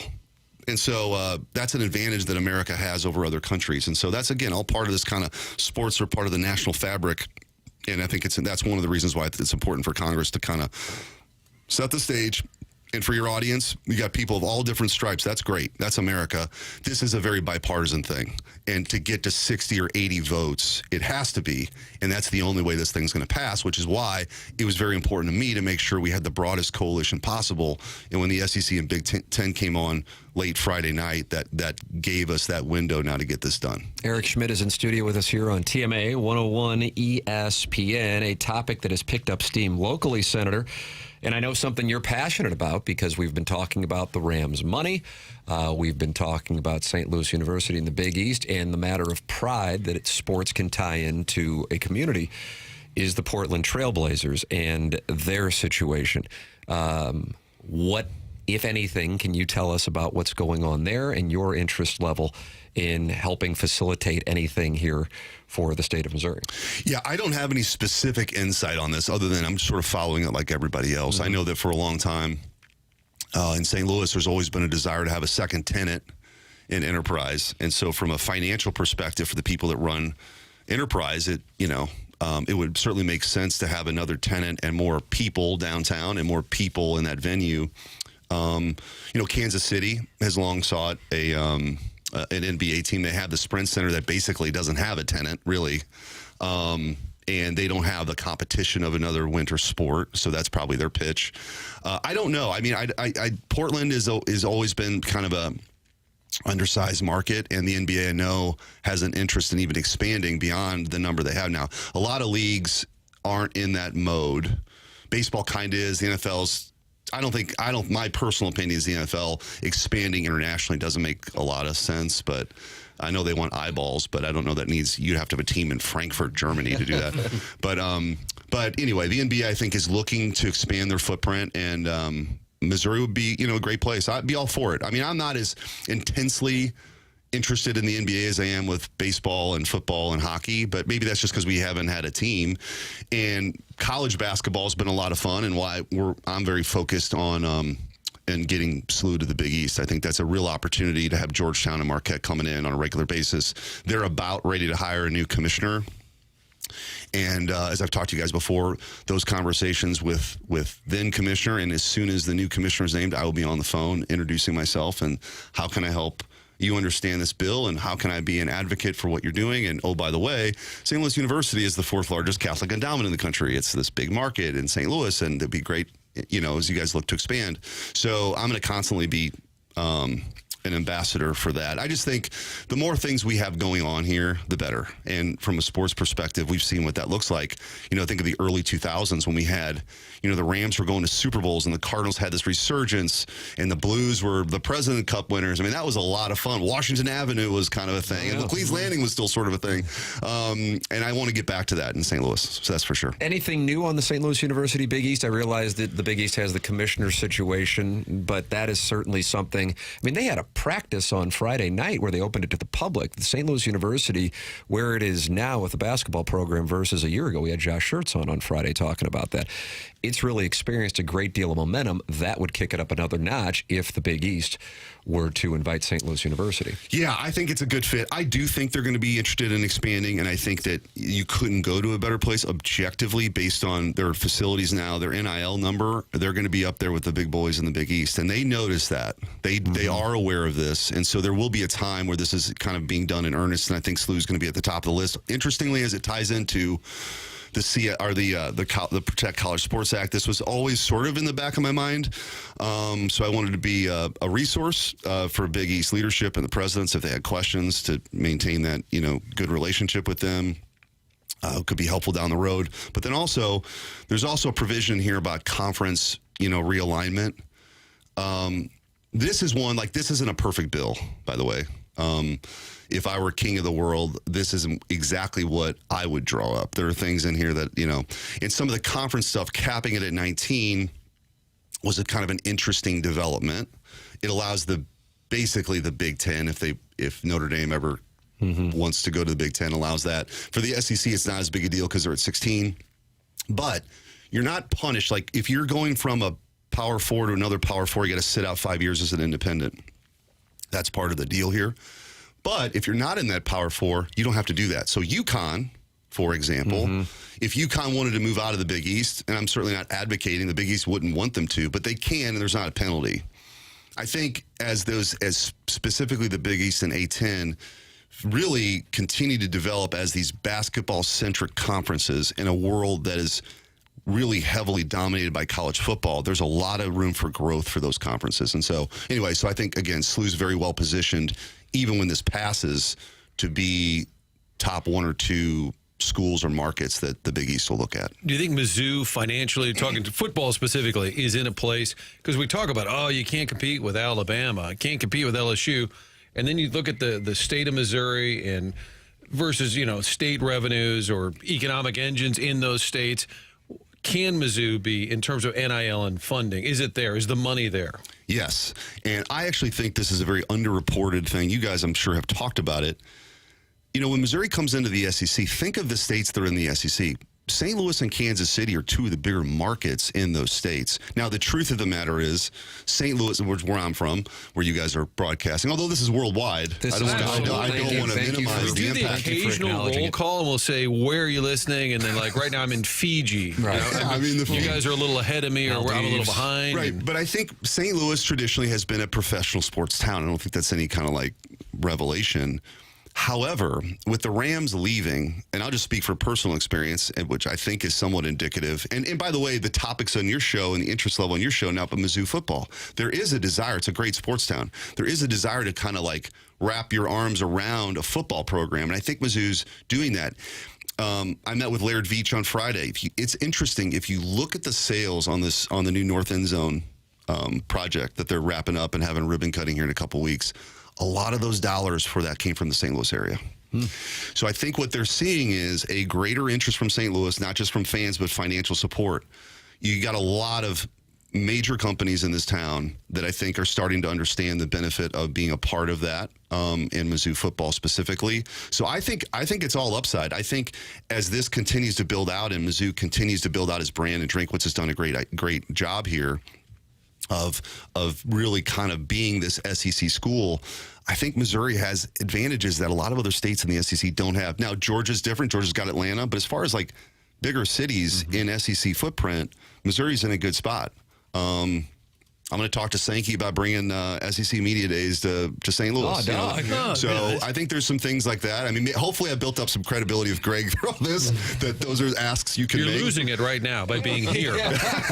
But we'll make that announcement here live on the program. But no, I think Missouri is in a good spot. And by the way, with this cap now, if it's a true cap, Missouri was kind of in the middle of all that, kind of this bellwether. So I think it's very well situated. As some schools are going to have to come down and some schools are going to have to come up, Mizzou sits in a pretty good place there if this actually plays out the way I think it'll play out.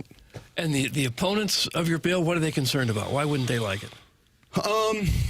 There's some folks that just didn't want us. They thought that the SEC, Big Ten maybe had too much of leverage here, but it's just the reality of the situation, right? If you're going to get a bill passed and you want to get 60, 80 votes, the concerns of those conferences were going to be paramount. And by the way, they don't necessarily mean at the exclusion, because all those other conferences now still support it. And there's all these other protections in there for student athletes. You can't lose your scholarship because of an injury. You have health insurance while you're there and for years after you're done playing. So there's a lot of protections that go into this. I think, some folks, chaos is a ladder sometimes for people, and some people like it. I think some of the agents who benefited from this, who aren't really agents at all, who get a 30% cut on a student athlete from Missouri going to some lesser program. They sold them a bill of goods. The student athlete isn't in a better situation, but the agent made their 30%. Yep. So there's a lot of that going on too, that we kind of clamp down here too, to say, no, you can't just be a hanger-on here with not being registered and kind of a nefarious actor. So, some of those folks probably won't like it. But I think this bill, again, it isn't perfect, but does as good a job as you could possibly hope for, with all the competing interests of getting to a place where we provide stability and a path forward. Have the Big 12s, the Mountain West, or any of these have any of them chimed in either privately or publicly as far as their support? Oh, yeah. Yeah, no, they've been very involved in these negotiations from the get-go, including last week as we were kind of trying to close in on SEC and Big Ten support. So they're very interested in getting this done. The Big 12 and the ACC specifically are very interested in this. So, again, so it's like, Jenga, you didn't want to pull one out and lose. So this was a constant kind of balancing act. And by the way, what people think we do a lot of up there, which we don't actually do, which is kind of legislate. Like you're really trying to get somewhere on a big important topic that for me is culturally relevant. When I come home and I fly back and forth every week, I just be honest, a lot of people aren't asking, how's the road to housing bill coming along? You know what I mean? Like, it is not to minimize it, but it's something I voted for it. But people talk about this stuff. And maybe that's indicative of the people I hang around with or I see. But I just think it matters to people, because on Saturdays, a lot of America, they're watching college football and they're rooting for a team. And that gives a sense of community and attachment and an anchor for people that I don't want to lose. One final thought. We haven't had a chance to talk with you yet since your catch. Yes. In the game, and I don't know how you didn't get injured. I don't know what you were doing. You were bleeding after that. He did get hurt. Well, I mean, right? but it wasn't really hurt. Yeah. But yeah, I mean, it was fake blood. It was just like WWE. Put the ketchup packet. What a veteran move that was. I mean, I'm letting that thing drop all day. But you're sliding, diving, making. I didn't. Yeah. So the congressional to set the stage, Tim. Sure. Yeah. At the congressional baseball game, I was playing in left field. I didn't think I was going to get to it, but I was hustling to get there. And then at some point, I just decided I'm going to go for this. And then I hit the warning track and bloodied up the nose and also the elbows. But yeah, I didn't think I was going to make SportsCenter top 10. And more people have said something to me about that than anything else I've ever done. I was at Tower T hitting some golf balls a couple weeks ago, and a guy watering the flowers was like, "Hey, great catch. How's the nose?" Tells you what's important in our culture, right? Right. Well, people saw it. It went a bit viral, but also it was fun. You're representing your state. I had a Cardinals hat on. I was actually at Busch Stadium last week. Well, the game that was 124-degree heat index last Sunday. And was in the booth with Rooney and Ricky Horton, and they played it up on the Jumbotron, and that was pretty cool. 12-year-old Eric Schmitt could not have believed that would be my day on last Sunday. Did they make you play the outfield because you're one of the only guys who can still run? I think it's part of it. But I will say, so I've had some success at the plate in that game. Who should we have had left, Sanders or Schmitt? Let's see. Mobility. Right, an 1850 OPS, but not that I keep track of those there numbers. It is, dropping numbers. But the playing in the outfield is, I don't judge fly balls for a living, and you're in a major league stadium, right? We got the lights and the different levels, and so really you're trying not to embarrass yourself out there. So to come up with a catch like that was pretty cool. Yeah. I mean, what a moment on a major league field.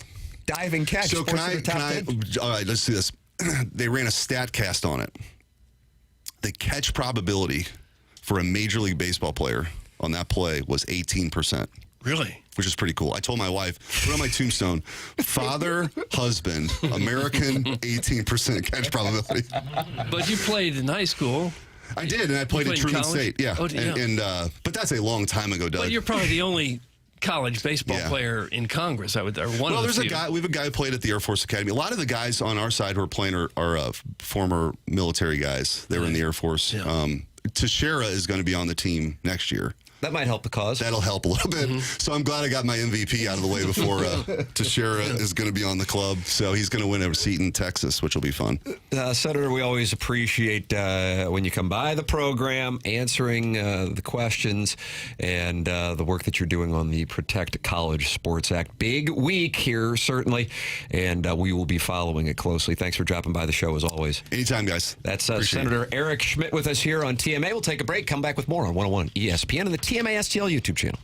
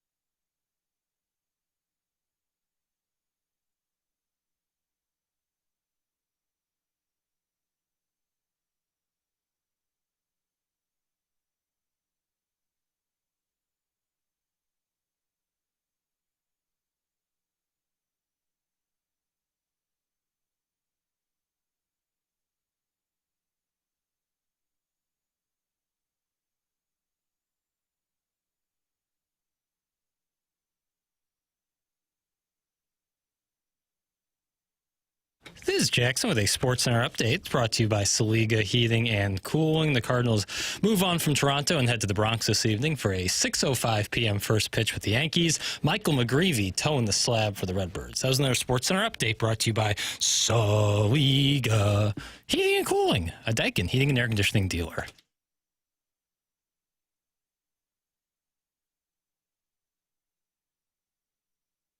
101 ESPN, the TMA STL YouTube channel. Tim McKernan, Doug Vaughn, Martin Kilcoyne, Little Jackie Papers on the ones and twos. If you want to call in, Chairman Kurt mans the Callier and Thompson phone lines at 314-974-0101. He also filters the emails in today's Design Air Heating and Cooling email today.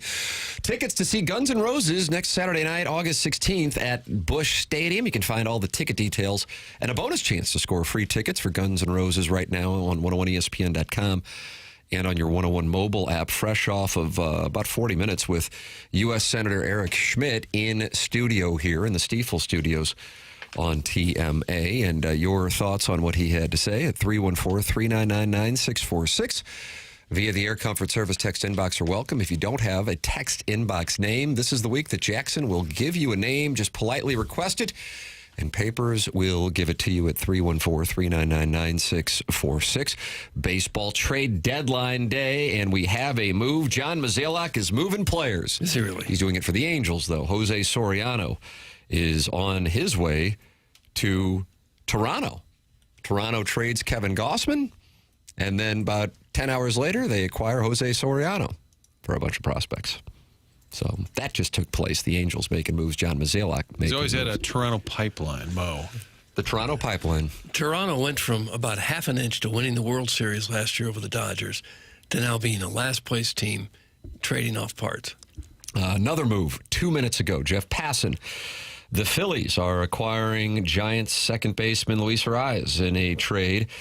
So that one just taking place as well. I expect the Giants, along with the Cardinals, to be active today. We've set the over-under on 3.5 players from the Cardinal Major League roster going to a new team. I think I'm going over, boys. I know you're on the under. I'm going over.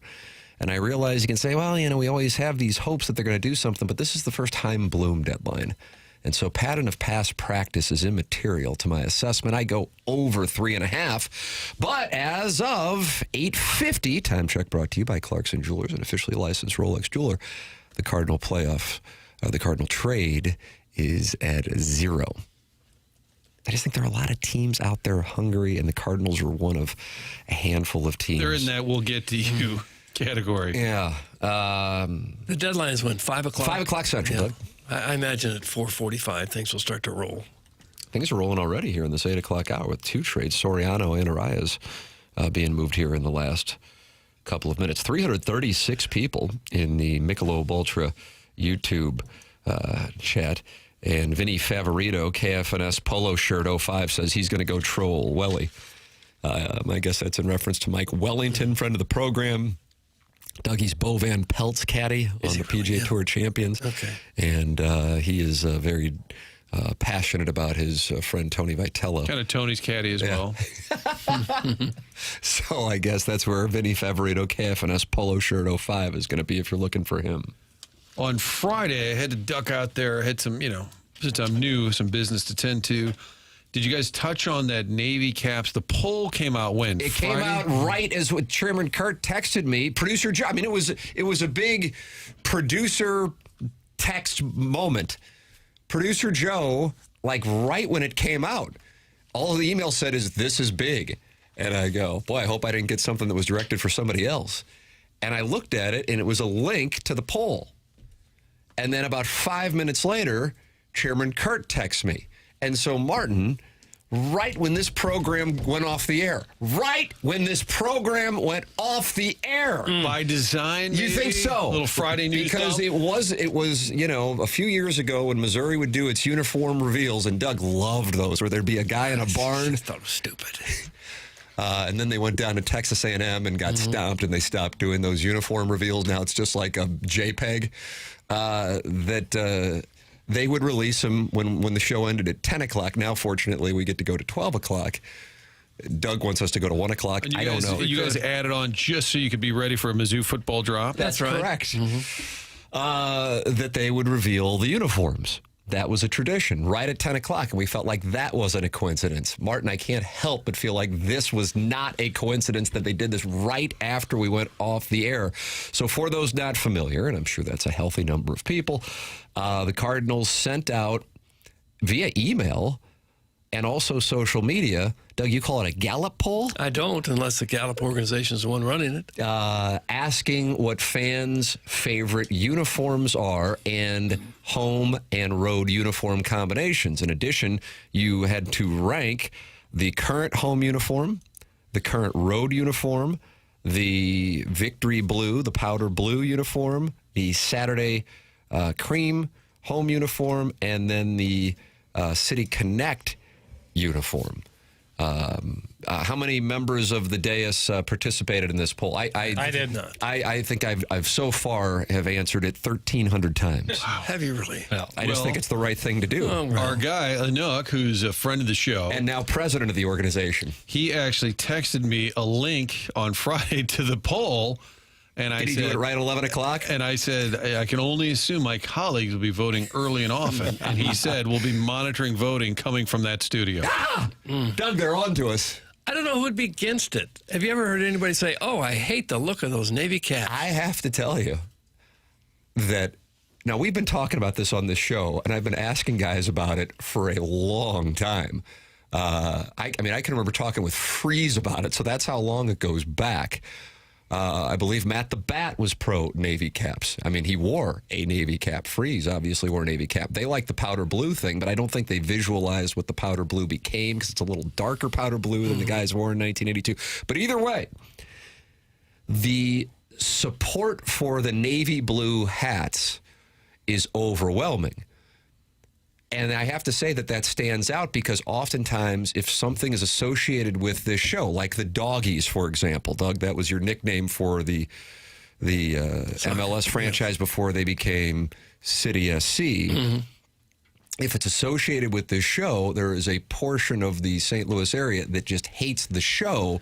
And so if we're in support of something, they will automatically line up on the other side of it. This has bipartisan support, the Navy caps. Yeah. I've never heard anybody say, yeah, I hate that look. Nobody. I still don't know why they changed it. No. McGreevy actually sent it to me at 1 o'clock. Yeah. And I said, don't worry. I said, don't worry. We're already on it. I know his teammates prefer it.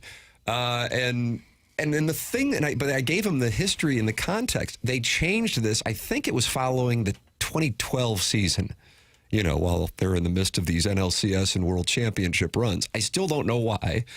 Then when there was pushback on it, they did a vote. And then the vote was, well, we want the Navy caps. And so when that happened, as opposed to giving the fans what they want, they said, okay, we'll do it when they play teams who wear home caps that are red. And now even that has kind of gone away. We've only seen them a couple of times.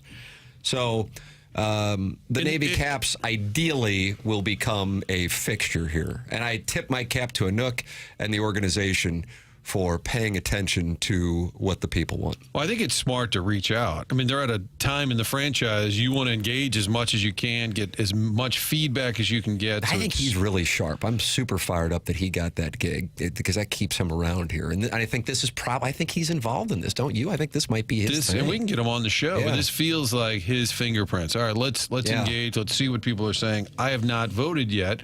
I allowed my vote to Senator Papers over here. And does the poll indicate, like, is it all or nothing? Like, if you just say, I like the navy blue caps, but not every road game, is there a way to distinguish? The poll said, which hat do you like with the road gray uniforms? It was two options, navy or... Okay, and so when they get the results, if it's by a percentage or overwhelming, people like the navy blue road caps, they could still, as an organization, say, okay, we'll do it half the time. I guess. I mean, but why do the poll then? But do you think it's all or nothing in the minds of people voting, blue or red? Yes. That's the way that the poll position. Okay. Yeah. That's what I was wondering. And there was Sounds like you didn't vote. Very disappointing. Chairman Colonel. Well, I did it right. I mailed it in. It's in the mail. Much like the Find my TMA name. Listener of the Month voting, which will go down this afternoon. Or the occasional email today in my car. Like, oh, crap. Yeah. They also have I'm wondering if they could interpret that. Maybe that's an Anook question to ask that says, okay, we're going to do it, but not every road game. And then again, I ask why do the poll? Because the way the poll is positioned, as Tim was saying, is like, which do you like better on the road? Yeah.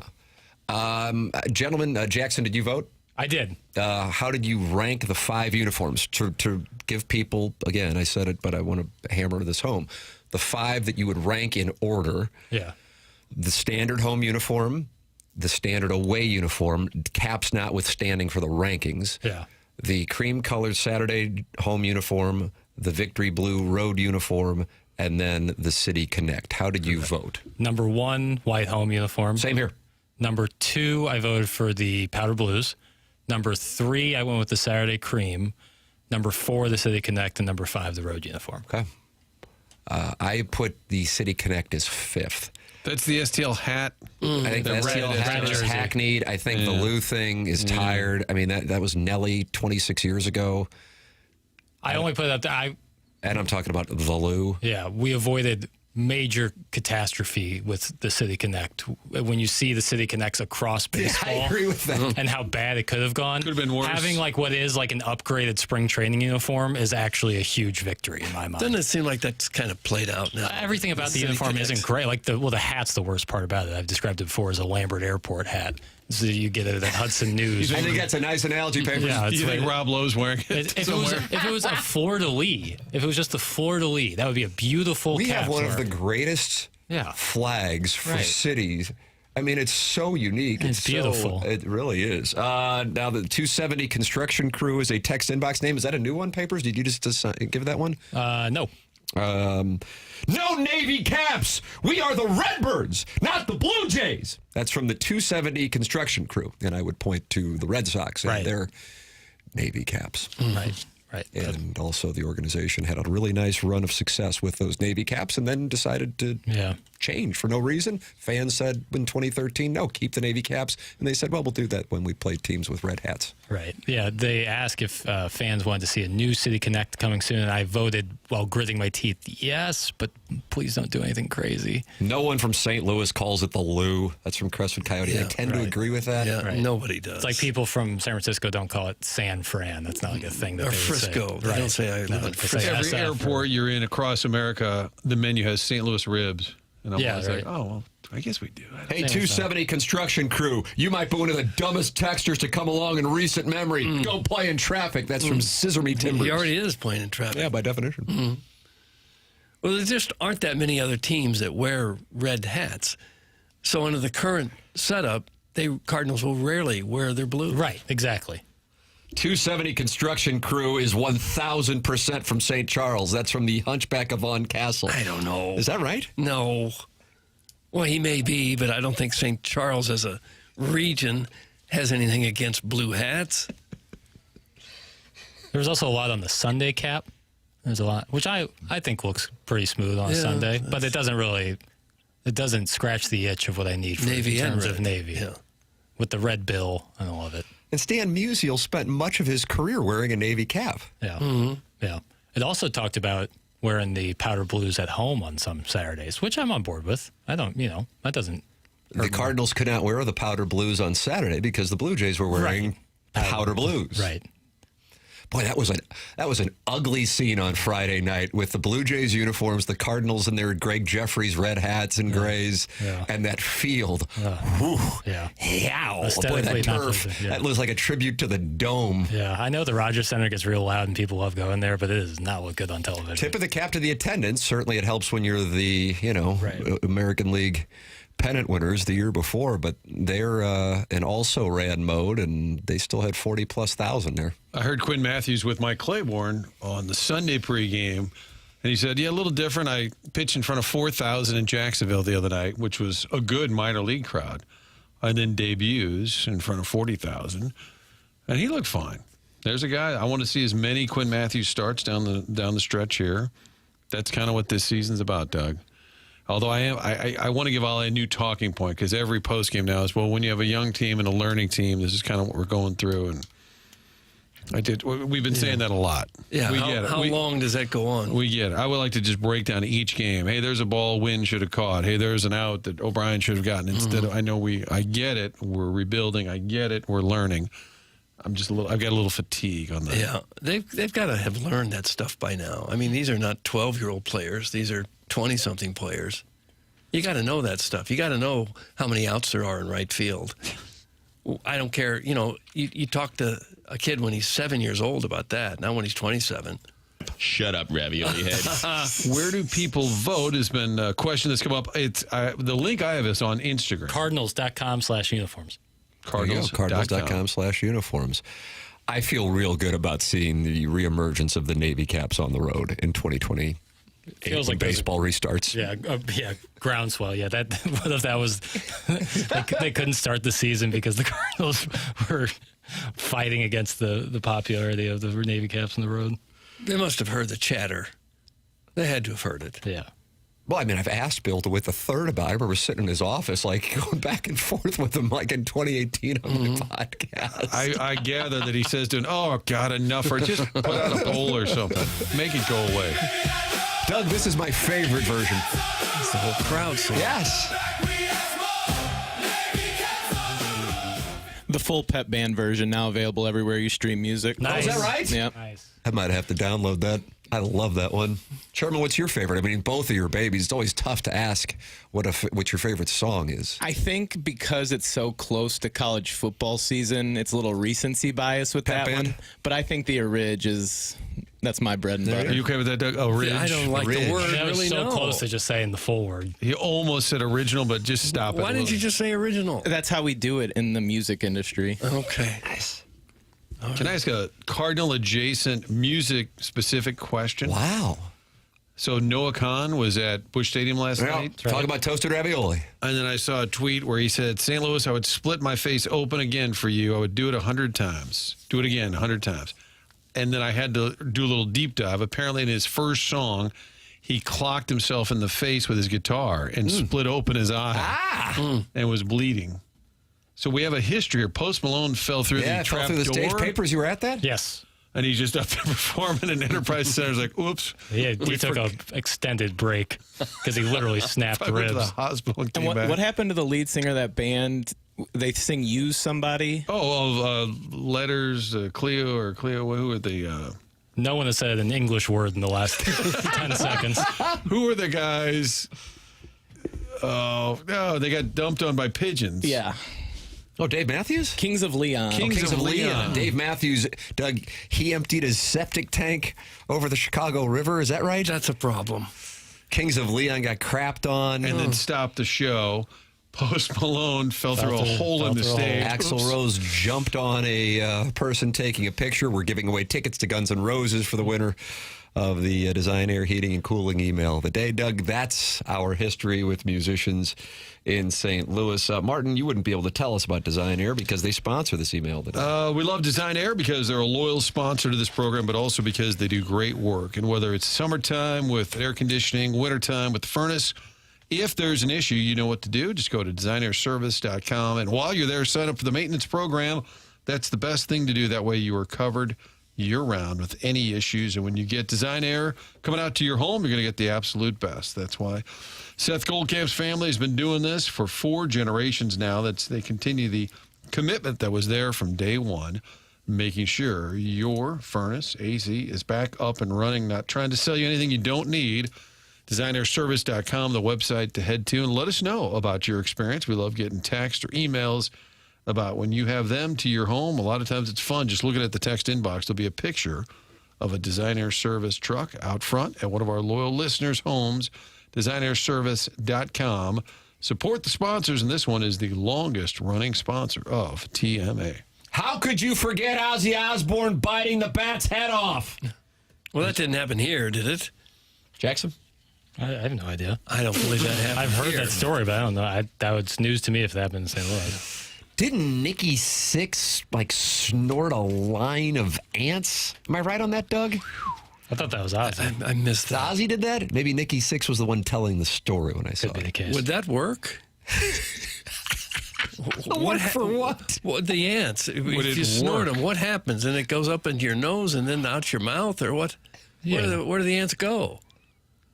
Into your stomach. If you take it through your nose, Right.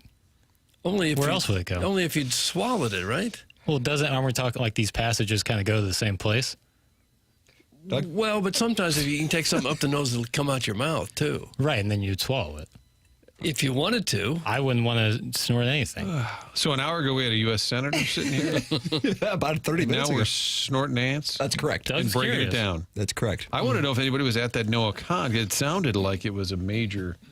Was it a pony last bleeding. night? Papers were like your compadres going to that, like oatmeal? I don't know anyone who went to it, but I think it was a huge deal. Oh yeah, for sure. I wish I had tickets. I wish I would have gone. I really enjoy his music. So, and plus concerts at Busch Stadium are cool. And he seems like a good performer. Doug, didn't Camila Cabello storm off the stage during her Fifth Harmony concert here in St. Louis, which was the start of her solo career? That's for the 636. I don't she know. She had Havana? Mm-hmm, with Young Thug. Yeah, with Young Thug on that. Is that 2017? I don't know the years either. And then Fifth Harmony, Work From Home. But there's a double entendre on that. Remember that? Jackson, when you say there's a double entendre on Work From Home? Yeah. See? WFH. Yeah. Okay. Well, I take back everything I said then. She did storm off mid-show. She was having an anxiety attack. But that did not lead to her breaking up with Fifth Harmony. It's hard to say. Seems like a really. stretch. And whenever I have anxiety, I snort ants.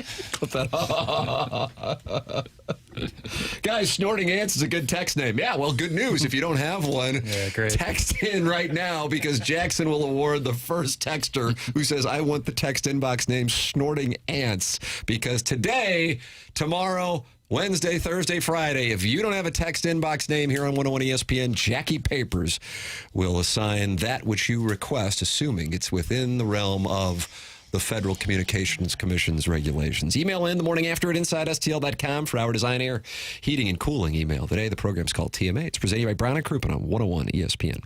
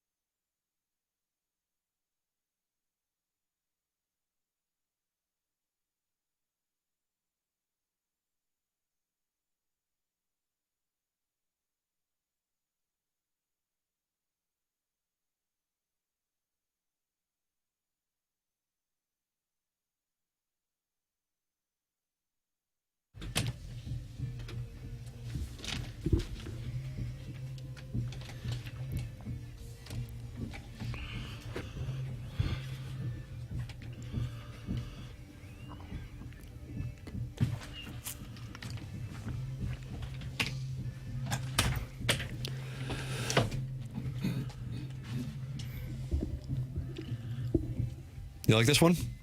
Yeah, this is kind of friendly. There's Noah Khan. I played it in the last segment. I forgot to change the Noah Khan song, but this is a banger, so I don't care. Porch Light, Doug. Porch Light. Doug, do you like She Calls Me Back with Casey Musgraves? I don't know that I've heard it. Can you Jackson, did he play that last night? I don't know. I would imagine he played almost everything off his new album. And then obviously like the hits like Stick Season and Northern Attitude and Orange Juice. Is there a comp for those of us who are not familiar? He's a modern, like kind of modern folk, I would say. I would say pop. That's a good question, Martin. I'm in the tank on this. Folk pop, I would say. Yeah. Like hybrid. Yeah. I would say folk country pop would be my. Yeah. But I then who fills that genre? A little close to Hozier, but he certainly has a ton of Irish, like traditional Irish, and also like Maine pop kind of Zach influences. Bryan and Mumford & Sons had a baby? Zach Bryan's more country than he is. Yeah, somewhere in between Mumford & Sons and Zach Bryan. I think that's a good... They had a baby. Yeah. Think about it. Yeah, but it's... I don't know. They adopted it. Timmy did play She Calls Me Back. It's in the 314. Well, who played the role of Casey Musgraves? Or did he just do it sans Casey Musgraves? Because, Doug, I think the original was sans Casey. Am I right? I don't know. Yeah, he likes to add people on. That's what he did with Hozier on Northern Attitude. He has a really good backup band, so I'm sure someone in there sang her part. Or he just played it, yeah, sans. I'm 66 and Noah Khan is great. That's from Pele Blanco. What does your age have to do with that? Stephen Time said, I was there. It was a pony, but then added, he's got a cult following that dresses up like ladybugs. It was weird. Oh, no. Well, we don't kink shame. Ladybugs? That's right. Thank you, Martin. Yeah, that'd be real stupid. I think Dress up like a ladybug. I think there's some significance to it. His deluxe album, the album was called The Great Divide, and then his deluxe version was called The Great Divide, The Last of the Bugs. Okay. Get on board. I guess I should. Brown and Croupen's on board with this program. The presenting sponsor of the Morning After is Brown and Croupen. 314-222-2222. That's 314-222-2222. Or you can go online at getbc.com.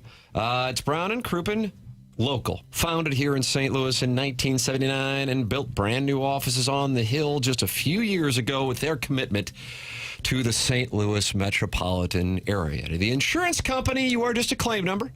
To your team at Brown and Croupen, you are a person with a name that Brown and Croupen cares about and will fight for. Don't you want a local law firm, one that knows how to handle the big national insurance companies and the local courts? Well, that's Brown and Croupen. If you think you may need Brown and Croupen services, call 314-222-2222. Or go to getbc.com and make sure you let them know you heard about them on TMA. The choice of a lawyer is an important decision and should not be based solely on advertisements. Past results are no guarantee of future results, and every case is different and must be judged on its own accord. Get involved on the program by texting in 314-399-9646. You're also welcome to call in our Callier and Thompson phone lines at 314-974-0101. You can open up your YouTube app, type TMA STL, and join the 340 friends who are in the TMA STL YouTube chat, like Chairman Kurt, first person I see, Murphy VR, Iggy's prison window hand, the never-ending wipe, and Snorting Ants. Doug, Snorting Ants is now in the Form Energy YouTube chat, Form Energy. Joining Michelob Ultra, longtime TMA sponsor and sponsor of the YouTube chat. Now it is Form Energy, all under the same umbrella at AB. Form Energy, Michelob Ultra, 95 calories, only worth it if you enjoy it.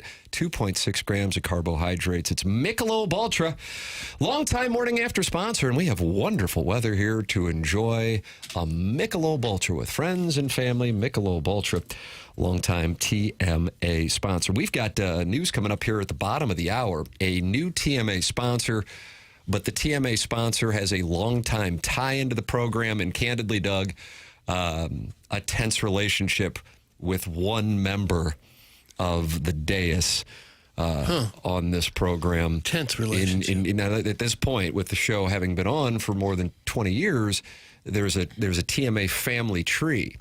The member of the dais the sponsor's sideways with is not in the Stiefel studios.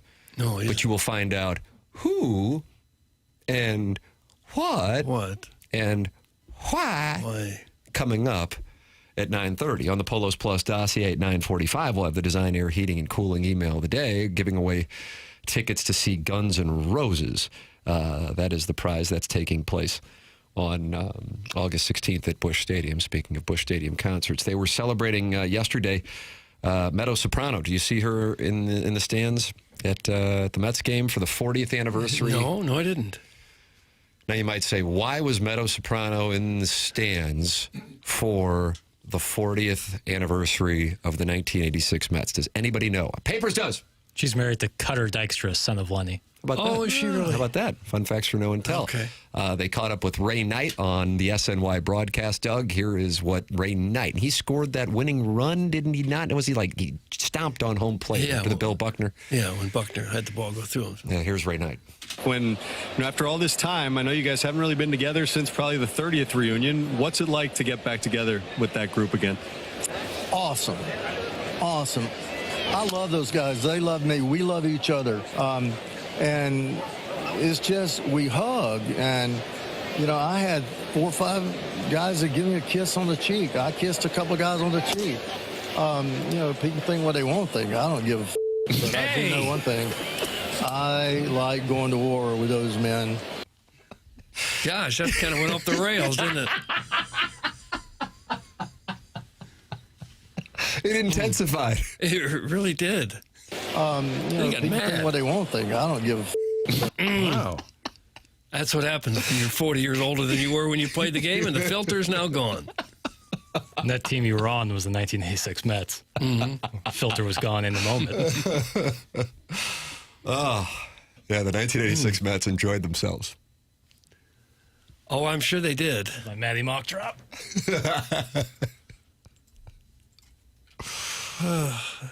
We gave him Keith Hernandez. That helped their cause. Yeah, but we got nothing. Neil Allen. Got nothing. What, Rick Ownby? Just gave away. Is Hernandez in the Hall of Fame? He's not, but he's close. Cardinal Hall Borderline guy. How pissed, though, do you think Alan Craig was pissed about that deal? Who wasn't? Well, he'll be back, right, for the reunion that the Skipper's putting together. They got that's the 2006. Although we got the 15-year. Are they doing a 15-year for the 2011 team? They like a good reunion down there. Mm-hmm. Yep. Because at some point, my point is I want to see Alan Craig and ask him how pissed he was. Get to the button. 360 friends of the Feather have gathered in the Form Energy YouTube chat. Wonderful to see people in here, especially when there's no female present. Usually those are kinds of, Doug, they rush to the YouTube chat. We have a female in studio. Yeah, and now it's just 5 hot guys in here. Yeah. A lot of beefcake. Amen. A lot of it. Ray Knight, Nancy Lopez. It was one of the best power couples for a while. 1980s power couple, Martin? Yeah. Are they still married? No. Oh, sorry. Legendary golfer, pro baseball player. Any other examples of athletes getting married to other Well, Steffi athletes? Graf and then Andre Agassi, right? That was a power. Mia Hamm and Nomar Garcia Parra. That's a nice play. Yeah. I guess we're about out at that point, though, aren't we? Chris Everett did she date Jimmy Connors? Yes. Okay. She might have been married to Jimmy Connors. Obviously, Kelsey and Swift. Well, she's not an athlete. He is. But she is. Hold on. We said athletes marrying athletes. Oh, athletes marrying athletes. Yeah. I thought we were talking about Let's athletes just get back marrying on the Adderall for the Mizzou There's football plenty season. of athletes who have not married athletes. Okay. I thought you were talking about athletes marrying big-time celebrities. My bad.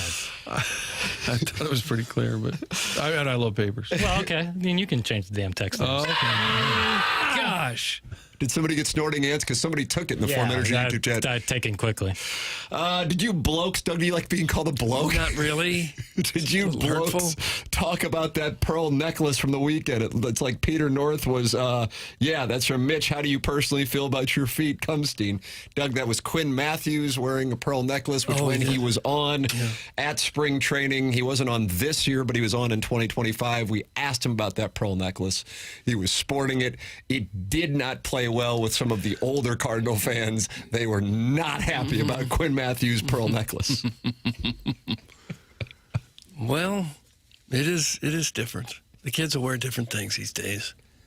Chairman Kurt, didn't you have a pearl necklace? I was getting ready to say that sometimes the 40-year-old men will wear different things these days. Yeah. Are you wearing a pearl necklace, bro? Not today, but I wear one, I would say, once a week or so. And what is the significance? Just being hot. Me, Quinn Mathews, Timberlake, Travis Scott. They're not real pearls, are they? I don't know. I don't know. Okay. All right. I thought Quinn Mathews looked damn good. How many guys did he have 2 strikes on and wasn't able to finish off? And don't get me wrong, I think he wound up with 3 or 4 strikeouts.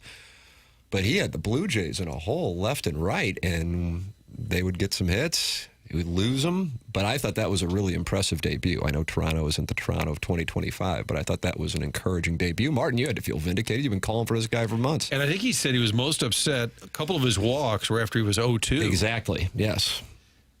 But no, I think this is what you're trying to do for next year. Libator, if he can do it more consistently, okay, fine. He's just starting to feel like a career tease. But by the end of this season, you'd like some clarity. And I think they've figured out maybe Herrera's not an everyday catcher, even if they thought that before. Maybe that's for sure. I think Paez is a perfect backup. And that's totally fine. When he was playing every day, it didn't work. Blaze Jordan, maybe not the answer at third. You're starting to get some, I think some of this is playing out. The Crooks one is more confusing. I think he needs to play more. Boy, they got some catchers down there. Yeah, and Bernal raking in the month of July. He was their player of the month at Memphis. I wouldn't give up on Blaze Jordan at third base. I agree with you. Okay. I agree with you. He drives in runs, and he's pretty good defensively. Okay. Yeah, and I'm not saying you're saying this. Yeah, but I want to make clear. He might be fine for a while, but probably not a long-term I just think the rope for a minor leaguer coming up to the major leagues has to be greater than 45 games. And I'm not saying you're saying otherwise. I'm not trying to straw man it. I'm just like it's part of the process, and that's what this year is for. That's what we understood that to be the case going in. So I'm at peace with it, you know. And he should be out there almost every night, and Crooks should be behind the plate almost every night, and Quinn Mathews should be in the rotation. And now if they start trading guys today, it'll be fascinating to see who they plug in to those holes. And you may have I hope I'm wrong. I've gone with the under today, just the logistics of trading a number of different people all on the same day. But I would love it if they traded a bunch of pieces at this point. Papers, you're on the under of 3.5 players? Yes. So I'm the lone wolf here. Mm-hmm. Right. Well, so far, no Cardinals have been traded, Doug. We have approximately 7.5 hours between now and the Major League Baseball trade deadline. For the record, Dustin May was initially scheduled to start tonight in the Bronx, and then that became TBD, and then that became Mike McGreevy. So McGreevy gets the ball tonight against the Yankees. Email in the morning after at InsideSTL.com for our Design Air Heating and Cooling email of the day. It is coming your way on the Polos Plus dossier at 9:45. And Doug, friends become enemies, enemies become lovers. And on this program, enemies become sponsors. And we will have an unveiling of a new TMA sponsor who at one time was sideways with a member of the dais. And that reveal coming up on the Polos Plus dossier. Polos Plus is online at polosplus.com. You like the hat Papers is wearing. You like the hat I'm wearing. You can get it right now at polosplus.com. Quarter zips, polos, you name it, they've got it. And with big-time brands like Carhartt, Travis Mathew, Nike, Under Armour, and many more. Go to polosplus.com. Whether you own a business, you work for one, you sit on a board, help run an event, or just know a buddy out there grinding to grow his own thing, you probably cross paths with somebody who could use what Polos Plus does. So keep them in mind. They're a local company, and they've been doing it in St. Louis now for 3+ decades. That's Corey Lawson and his team at Polos Plus with Andrew Hubbard, who handles the sales and marketing. Go to polosplus.com. And if you're interested in TMA merchandise, there is a TMA tab right at the top of the page, and you can get a hat like what we're wearing here and many more options at polosplus.com. Big sponsor reveal as friends become enemies and enemies become lovers and lovers become sponsors on the morning after. That's coming up. Then we have the Design Air Heating and Cooling email today with Guns N' Roses tickets on the line for the winter coming up at 9:45. This is the morning after, presented to you by Brown and Crouppen on 101 ESPN and the TMA STL YouTube channel.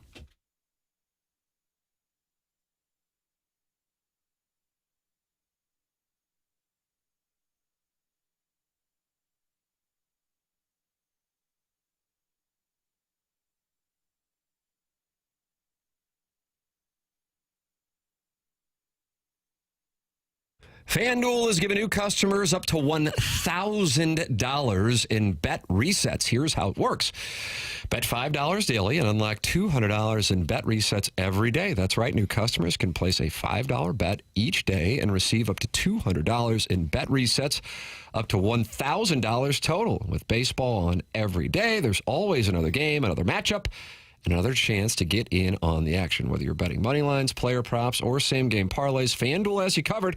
So place your daily $5 bet and unlock up to $1,000 in bet resets. Here's Jackson Burkett with the play. In addition to the bet reset, FanDuel is running a 25% profit boost today and tomorrow on MLB bets. So I like Alec Burleson to hit a home run tonight in that short porch in right field at Yankee Stadium. That's plus 440, but with that 25% profit boost, that moves that up to plus 550 for Alec Burleson to hit a dinger. Head to FanDuel.com/local to get started. FanDuel, your home for home runs. Must be 21 or older and present in Missouri.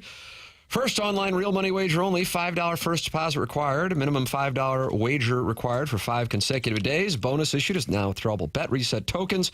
Refund from token issued is now throwable bonus bets that expire 7 days after receipt. Max refund $200 per day. Restrictions apply, including token expiration. See full terms. Sportsbook.fanduel.com. Gambling problem? Call 1-800-GAMBLER.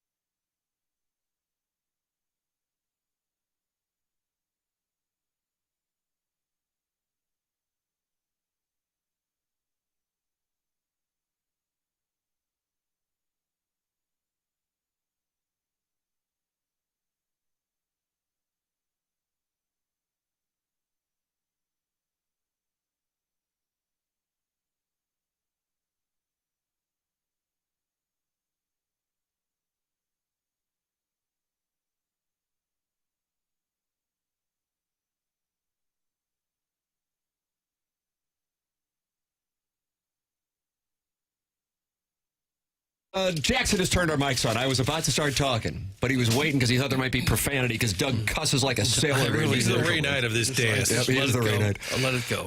The program is called The Morning After. It's presented to you by Brown and Crouppen on 101 from the Stiefel Studios. Tim McKernan, Doug Vaughn, Martin Kilcoyne, little Jackie Papers, who loves that Rascal Puff. If you want to email in for the Guns N' Roses tickets, you can do so. Chairman Kurt filters the emails. The Morning After at InsideSTL.com. That's coming up on our Polos Plus dossier here in a matter of about 10 minutes. But, Doug, if you look on your right, an hour ago, there was a United States Senator sitting there, and he sat there for 45 minutes. No disrespect to Eric Schmitt, but we've just upgraded because now we've got a Stanley Cup winner sitting here. He didn't win the Stanley Cup. Daddy Padre of new TMA sponsor, Cardinal Vending, is in studio. Cardinal Vending is a new TMA sponsor, Doug. Fabulous. And there's nothing you or Iggy can do anything about to stop it. Daddy Padre has infiltrated the Stiefel Studios. Just seems like you're throwing around a lot of practice goalie money right now. Yeah, Why didn't you bring the cup? I didn't have it today. I let somebody else take it. So. You didn't get a day with the cup. I didn't actually. No, but I did get to see it a lot. I mean, I don't know. See? I mean, I feel like everybody saw it in St. Louis. It was pretty hard not to. So he got to see the Stanley Cup. I did a commentary one night about that, how it was unjust that you didn't get your day. Good for you, Martin. It is what it is at this point. Daddy Padre, it is wonderful to have you in the Stiefel Studios for a number of years. We couldn't tell if you were banned. What was the deal? You played Iggy in golf, and if you lost, you were not allowed on the program. Yeah, I remember actually filling a vending machine, calling in at the same time back in the day. I bet Iggy, I said, because he wouldn't play me just straight up, so I had to convince him to play me. I said, I will never call in again if I lose to you in match play, which obviously the joke on the show is you don't understand match play, which I did. Right, only 10. For half the match, I was beating him, and then I didn't understand I needed to kind of sack up and win those holes on the, the ones I didn't have. So you let him win some holes? No, I just didn't know that I had to focus in on the ones that I had the dots on the scorecard, so I kind of messed around a little bit. Got to capitalize on your dots, Doug. And then he beat me on the last hole, so, and then Iggy kind of changed the bet to hard to believe. Banned from everything on the show. And then I swore my number on 590 was blocked because then when you guys left, I tried to text in and Cam and them couldn't get me on the air. So is that right? So you had been blocked? It might have been, yeah. I'm just going to go on a limb maybe and say that's what happened. Oh, no. But now we're here. So now I'm paying you guys off so I can get back on. Yeah, look at that. That's what it takes. Yeah, well, sure. We are who's. You do have goodie bags. They're personalized for all you guys. So I didn't know the running joke on the show when I would point out that you are a Stanley Cup winner, Doug. I mean, this is a Stanley Cup winner. And then you would say he's a vending machine jockey? Pretzel jockey. Well, yeah. I mean, you got never offend a future sponsor. You practice with him occasionally. Almost got into a game one night. Tarasenko raved about his ability. I got dressed probably 3 or 4 times over the course of it, and then the one time I did the warm-up when Carter Hutton broke his foot that morning. And then, I practiced him a lot, especially in the summer times, because, Benner and Jake Allen and whoever was here wasn't always in town, so yeah, it was fun while I did it. I mean, and the guys like shooting against you because you're an absolute sieve. Oh my! Oh yeah, Patty Maroon would give me crap because I'd come out to the hash marks on him because I'm so little, and he'd be like, "Get back in the net." And I'm like, "Go around me." He's like, "I don't want to move." I'm like, "Well, I don't want to move." So it was an ongoing joke, but yeah, I mean, I had a blast doing it. It was crazy. They would always tease me like, "Why don't you park in the back?" I'm like, "You don't understand. I'm on a route right now. I got a vending truck out front at the Mills Mall, and I couldn't pull it back there by the Maseratis and the Beamers and all that stuff. So I would leave it out front." And I go skate, get shelled, and then go back and run my route. The night you got dressed up and they were taking shots, were you hoping you would get in the game or terrified you might? I wanted to get in so bad because there's no expectations, right? Like I'm supposed to get lit up. Yeah. So if I got lit up, it's whatever, right? I'm a men's league goalie. Iggy is active in the Form Energy YouTube chat. And I don't know how happy he is to see you here in the Stiefel Studios. I've already said to you, if this works out great and we have fun doing it, I'm like, maybe I'll go to ATMA and I'll make Iggy read us an ad. Oh, my. Request what Iggy. A moment that would be. And then maybe we do his Patreon right there. And all that stuff. That is a cuck sit. You want some stale Pringles, call this guy. So here is the backstory. You have been working for your family-owned business, Cardinal Vending.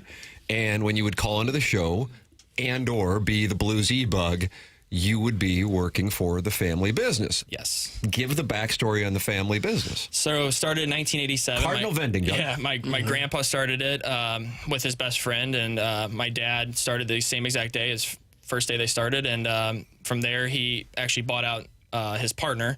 So then it became just my dad's. And then as time went on, like I had no intention of ever working in the company. My dad never wanted me to work in the company. He's like, I don't want you to do all the hours. He wanted you in the NHL. Yeah, Yes. exactly. Well, we all wanted to, Jackson probably wanted to play in the NBA, but it is what it is, right? And you wanted to play second base for the Cardinals and then broadcast for him. So still might happen.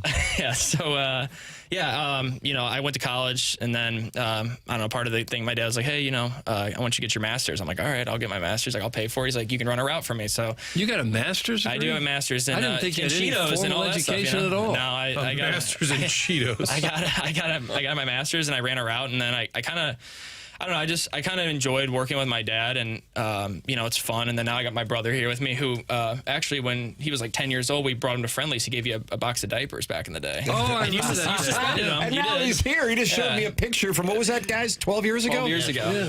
That wasn't creepy at all. And this is one of our sales guy, Andrew. He used to text in as Veiny Vince, Manzo and Wildwood, all those names. Oh, so. Doug, Veiny Vince. Yes. Veiny. So yeah, he's You got very veiny veiny. issues? Yeah.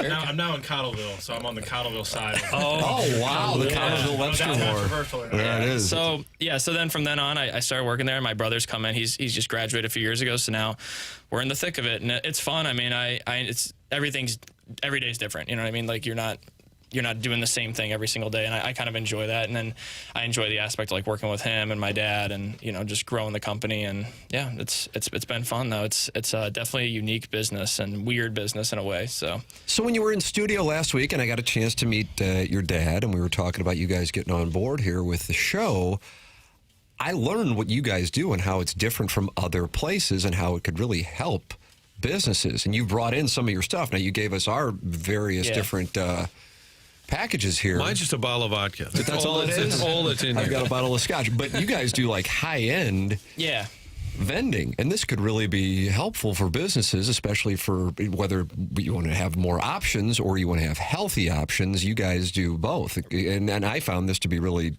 interesting. yeah, we do obviously vending machines the old school way, and then there's the micro markets, which I'm sure many of the listeners have in their break rooms at their offices or their factories. Where it's the self checkout, the honor system. You see it at airports now. You see it at the soccer game. They have it. That's the new wave of vending, even though it's not the traditional way. And then obviously we do coffee services too. So like your offices have coffee machines and whatnot, and we service those also. So yeah, it's a unique business, like I said, and like a lot of employers, they don't want their employees having to leave every 5 seconds to go get lunch every day. So we offer obviously healthier options, like you said, like wraps, subs, salads, fruit, different things like that you can't sell out of a vending machine, obviously. But it's really it's a growing thing. So for those who are interested in working with our new sponsor here, it's cardinalvending.net. That's cardinalvending.net, or you can call 636-343-8866. Local, responsive, and committed to outstanding customer service. And Doug, how often do you get a chance to talk to a Stanley Cup winner just by calling a number? But now you can. 636-343-8866, or go to cardinalvending.net. Maybe if Jordan Bennington's on your team. Oh, wow. I hope he's here longer than this year.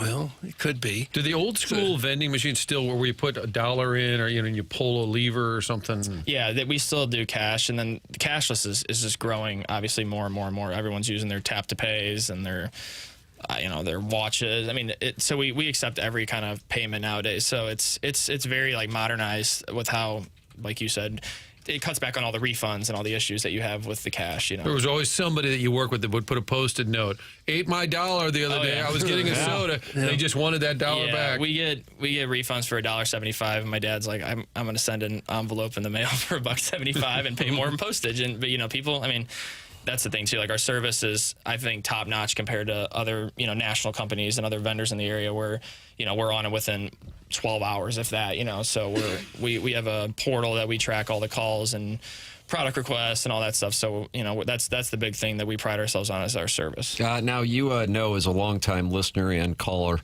that we have a passionate audience, and some people take sides in different wars. Dirty Chewbacca has been trying to sleep with Iggy for a while now, and Doug, as you know, she is a lady. It isn't a lady. And has taken Iggy's side in this high-end vending, so they upsize the bag of cholesterol chips for $1.60 a bag. This guy needs to drink Roundup. How'd that feel? It's funny he says that. So my brother here, and I told you about him, Tim. He's dialed in. He's the no seed oils crowd. You know, he's extremely healthy, and he's really gotten us on the more healthy options because there's that crowd, the Solis, the Siete chips, and we service your guys' other sponsor, First Form. We do their main headquarters, and they're all extremely healthy there. You know, we provide their meals similar to Fit Flavors. We have a thing called Busybody meals. So there is healthier options. People just don't know about it. You know, and like I said, most people think the old school vending machines are like the Cheetos and all that crap that's in there, but that also sells the most. So you will not be drinking Roundup? No, I don't plan on it. Hunchback of On Castle says, I want to taste the cutie with the glasses in the back. Oh, my gosh.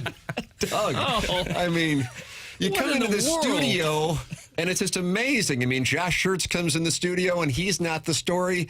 It's the media relations guy, and he becomes the dish, Brian Kunderman. And now we've got the cutie with the glasses. Yeah, hubba. My goodness. How does that make you feel back there? You got to be honored. Uncomfortable? Where do you get all your product? Are there enough suppliers in the St. Louis area that you can fill all the vending machines with what's around here locally? Yeah, and we buy nationally, so it comes in every day pretty much. So we use a company called Vistar. And then obviously we buy from Coke and Pepsi and all the major distributors, First Form, So, yeah, we have plenty of, and if we don't have some, we can always go to the old Sam's Club or Costco if we have to, backfill for something. Oh, really? That works? Yeah, certain things, not everything. But, yeah, I mean, that's what a lot of the small mom and pop vendors do, the small guys, they'll just go to Sam's or Costco. Beer Cats, unlike Dirty Chewbacca, is thrilled with this new sponsorship. This is a real nice cucking on Iggy. Great stuff. I'm happy for Daddy Padre. Suck it, bootface. That's from Beer Cats. So, Doug, some audience members thrilled to see Daddy Padre. Others not so much. They are. Yeah. And then finally, I see that Doug's prison wallet is asking if you do layaway on Snickers for the Fats in Wentzville. No, we do sell some stuff to some people, off, not on layaway. Yeah, not really, Can I finance my Snickers in the vending machine? For Chris Rock, what movie was it? I'm going to get you, sucker. He's how much for one rib? Because he couldn't afford the rack of ribs. He just wanted to buy one rib. The never-ending wife wants to know if you and Papers are related. He thinks you guys look similar, Daddy Padre, Stanley Cup winner. Yeah, we do look kind of similar with the blonde hair and yeah. You said some of what you do is on the honor system. How does that work? Is that usually? Yeah, so okay. Yeah, so you have places like First Form that are flawless. They will never steal anything. They're extremely honest there and whatnot. And then we have some places that there is, with those kind of micro markets, there is some theft. We have cameras in a lot of our markets where they're using AI now and they can pick up on people not checking out. It's crazy, the technology that's involved. Really? And then obviously we track our inventory. Everything's real time. We know exactly what's selling. How much is in the market that should be in the market, and if it's not, it doesn't add up, then we know there's stuff. We go back and watch clips. It's a whole thing. So it's so people can get fired from their jobs for stealing. Well, it depends what kind of place, right? Like we send the clips to the clients, and if they want to do something with it, they want to do something with it. But after COVID, obviously, and even we've experienced it, it's tough finding people, and people don't want to let go a guy that's been there for 20 years because they're swiping because he's stealing a dollar. Pretty embarrassing though to get caught. I would think there's been some crazy and then some clients are like, there's no way this is happening, and we're like, well, if they're stealing a soda from you, they're probably stealing tools from you, so or they're stealing something else. So it's the technology is awesome with that kind of stuff. Rich Gould always said he's going to go into the vending area at the Two Fox with a ski mask on and just start dumping stuff and then run down the hall. Yeah. Iggy, not happy to see you, Daddy Padre. It's a big day when someone wants to add Twix bars. That's from Iggy. So, jeez, yeah, well, that's what goes on in there. 388 friends are in the Form Energy YouTube chat watching Daddy Padre. Talk it over here, announcing Cardinal Vending, a new sponsor on the morning after. Cardinal Vending can be reached at cardinalvending.net or by calling 636-343-8866. If your break room could use an upgrade, Cardinal Vending can help. Thank you for the individualized packages here, boys. Really appreciate It's a real it. treat. Yeah, when you listen, I got Doug some tuna, tuna fish Vaughn. Yeah, When you listen to the show this long, you kind of pick up on some tells. So Papers, what'd you get over there? I know you don't have a mic. I'm just curious. Yeah, what do you got over there? A lot of good stuff. A lot of good stuff. No, I'm sorry. I got him some propels and some. I know you didn't have a mic. Just hold up and display it. I'm just curious. German Curd actually helped me out a little bit with picking at Jackson stuff. with Oh, sketch eggs. PBJ. Uncrustables. Nice. Can't go wrong. Yeah, it's little baggies. We got. Yeah, it's nice. Yeah. Boy, I was talking about those they're called beef sticks, meat sticks, whatever the hell they are. 18 grams of protein. These are first form. Yep. God, I love these things. This has become my go-to snack. We when we went out of town, we played ball hockey with Andrew Marsh from Marshy Marsh and the Playful Posse. Great defenseman on the back end there. So he when we went out of town, we brought everybody those. They were loving them. The beef They're sticks. the best. Doug, I brought one in for Doug last week. He loved it. Yeah, he gave me some. Yeah, so we brought those, and all the boys loved them. Nice and good protein for it. 18 grams of protein, Doug. They're tasty treats, I'm telling you. This ball hockey you're playing? Your son used to play for the team. He had a championship. Remember, you took a picture with him. Oh, that's right. Yeah. It's hockey. You don't skate. Don't skate. I thought it was the dumbest thing in the world when we first started playing. And obviously, I'm a goalie in ice, so it's nice to get out and take some slap shots and play players. So my brother, he plays forward. He's smarter than me.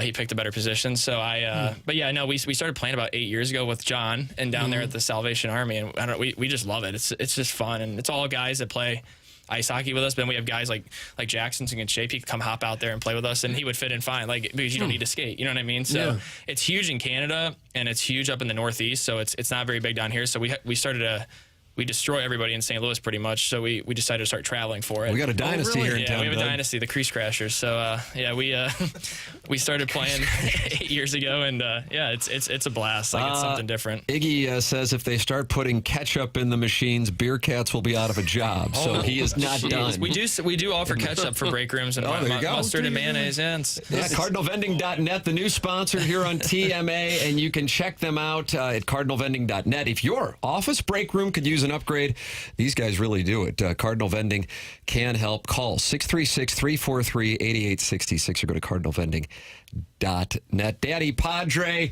and the cutie in the glasses. Danny Vance. Yeah. And, of course, Daddy Padre's brother, who was 10 when you came and got an autographed shirt from Doug at Friendly's. Friendly's. The name tags, and I was looking at the picture. I zoomed in. I guess he went by Freddie Brathwaite. I was like, what a name! I'm like, that's a callback. Great goaltender, Fred Brathwaite. It was. Boys, great to have you on board. There's the picture, Doug, 12 years ago, August 1st. I can't see a thing. Doug's palms are in his face. Who takes pictures like that with a bright window in the background? Is that Donnie Most? Donnie Most, Weezer, Doug, you went to barbecues. I assume it was Willie. Yeah, it must have Very been possible. Daddy Padre, welcome aboard. Thank you. Great to I have you here. appreciate it. Cardinal Vending, new sponsor on TMA, CardinalVending.net. We'll take a break, come back with our Design Air Heating and Cooling email today. Guns N' Roses tickets on the line.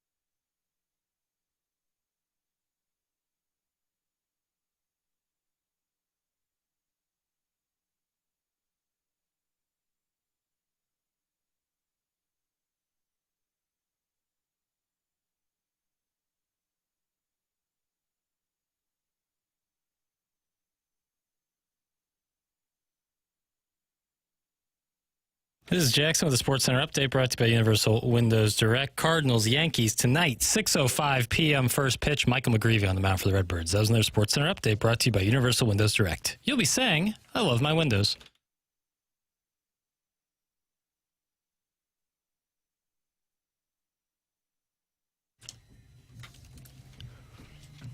Doug, here's more NOCON.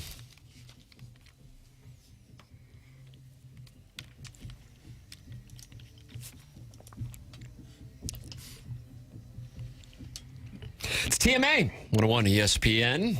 Martin Kilcoyne had to leave for onboarding. A big program so far here on Trade Deadline Day. Stay tuned to 101 ESPN throughout the day. The Trade Deadline, 5 p.m. So far, the Cardinals have not made a move.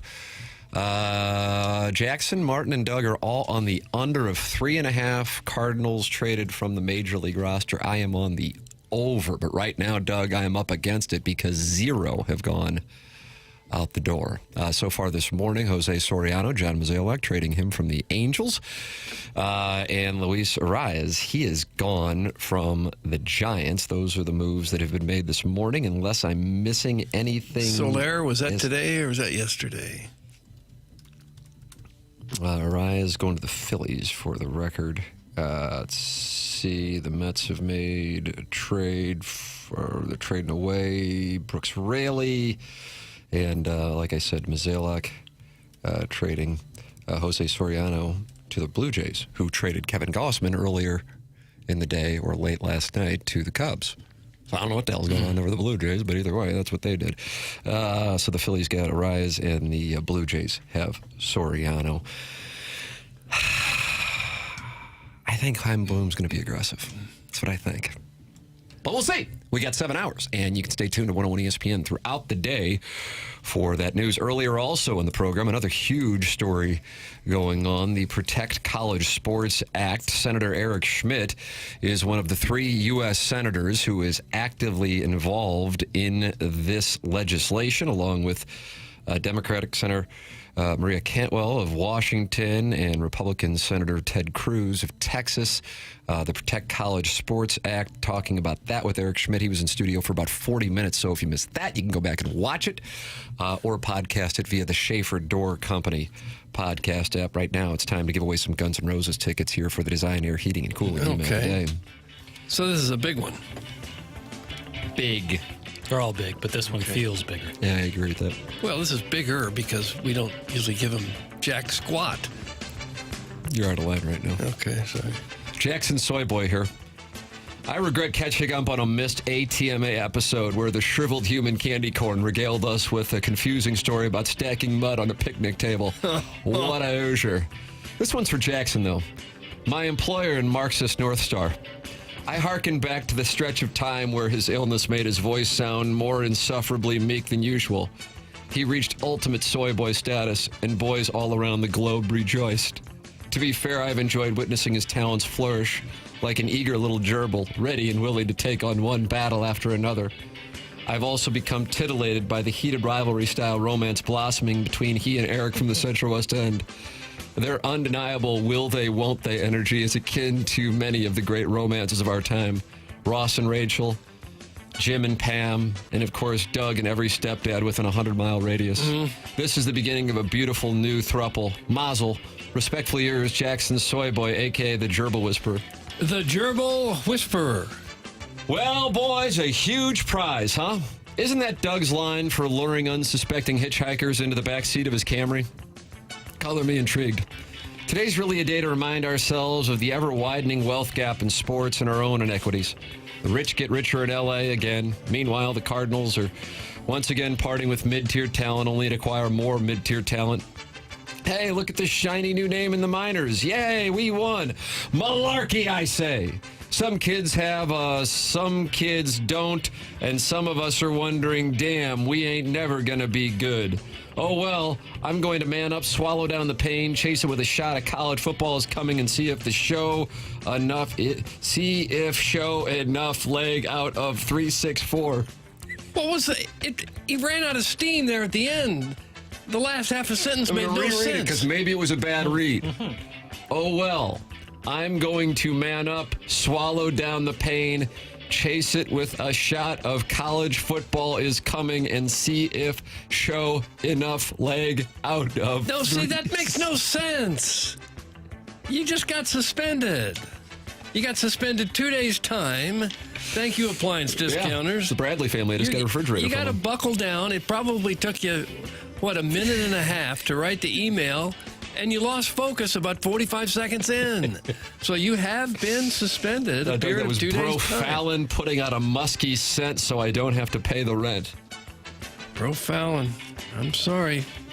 I shared some of your sentiment there early in the email, but you ran out of steam, bro. To me, it's not about being a lemming. It's just facing the reality that Tim is perfect. But this email is about petting the giraffe. After my divorce, I was convinced that other girls wouldn't like me. Turns out I was right about that. What I didn't know until last weekend was that guys do. First annual emailer shares a room with the show host event. This is Kevin Miller, isn't it? Mm-hmm. This is Kevin Miller. King-size bed to accommodate his king-size hog. Wow. He said, go ahead and get some shut-eye. I've got some Emmys to polish. I awoke to his digits playing Incy-wincy spiders stealthily sliding underneath our makeshift fortress of khakis. This is most definitely Kevin Miller. Within seconds, I became a high-flowing water spout. That's from the Diary of a Simpy Kid. That's from Kevin Miller, isn't it? It's Kevin Miller. I signed a deal that I can't dox people. Okay. Kevin Miller. Nobody comes out of the Potosi Correctional Center softer than when they went in, and I am proof positive of that. That's from Midge. Midge. And finally, dear Dossier, the film crew is still outside my jail cell producing what I can only assume will be taught in film schools at a cautionary tale. I've watched the same exchange repeated so often that I can now perform every role myself, which is fortunate because the current cast appears to be delivering lines with the enthusiasm of a hostage negotiation. The director announced they were getting close, but close to what remains unclear. Frustrated by this lack of progress, I've offered my help, my improv skills, my rare ability to improve situations by simply entering them. No response, so I simply walked onto the set. No one stopped me, which I interpreted as a professional courtesy. I spent the next 20 minutes just standing just off camera, giving subtle acting notes with my facial expressions. At one point, I folded my arms and stared at the horizon, which added a level of emotional complexity the production had lacked. Several crew members kept glancing at me, probably wondering where they've seen me before.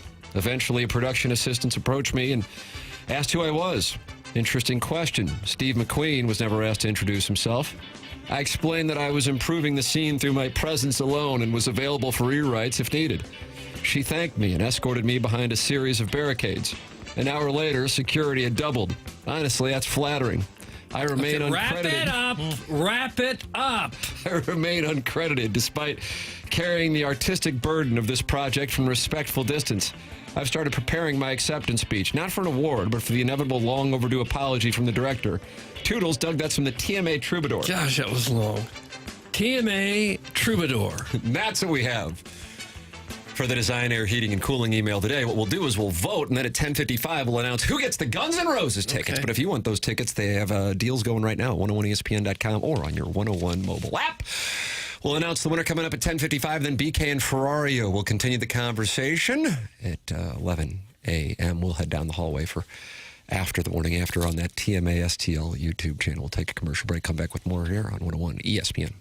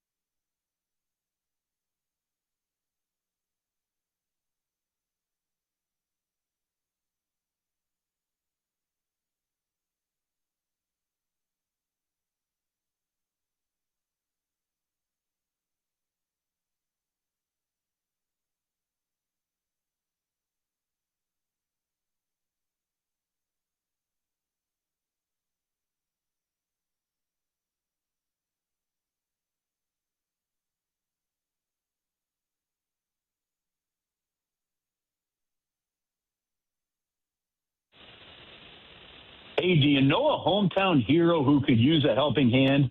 By hometown hero, I'm not talking about like Pat Maroon scoring a double overtime goal. I'm talking about a local hero, a military veteran, a teacher, a first responder, or someone who's putting others first. Well, nominate them today for the Feel the Love program for Classic Air Care. They're partnering with Lennox for the Feel the Love program to give deserving members of our community a brand new heating and cooling system at no cost. So if you know a local hero, you nominate them at classicaircare.com. You help us share the love with someone who truly deserves it. They've got over 100 vans on the road. You can ask for same-day service. They've got over 9,000 five-star reviews and have won St. Louis's Headliners Best Heating and Cooling Company 3 straight years. Now they're making sure that they're giving back to the community as well. It's Classic Air Care Feel the Love program. Nominate someone today at classicaircare.com.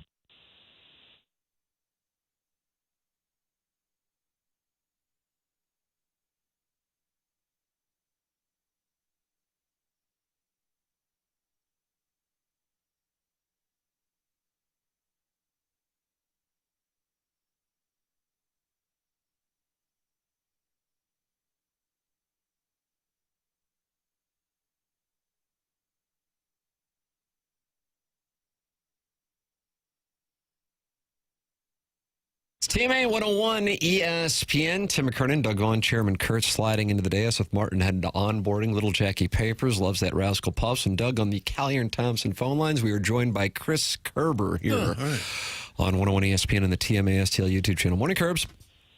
Morning, Tim. How are you? I'm wonderful. Thank you so much. I see the column on The Athletic this morning. Jackson is our official uniform aficionado on the program, and they asked each team which uniform they should bring back. Doug, do you want to guess what the Blues was?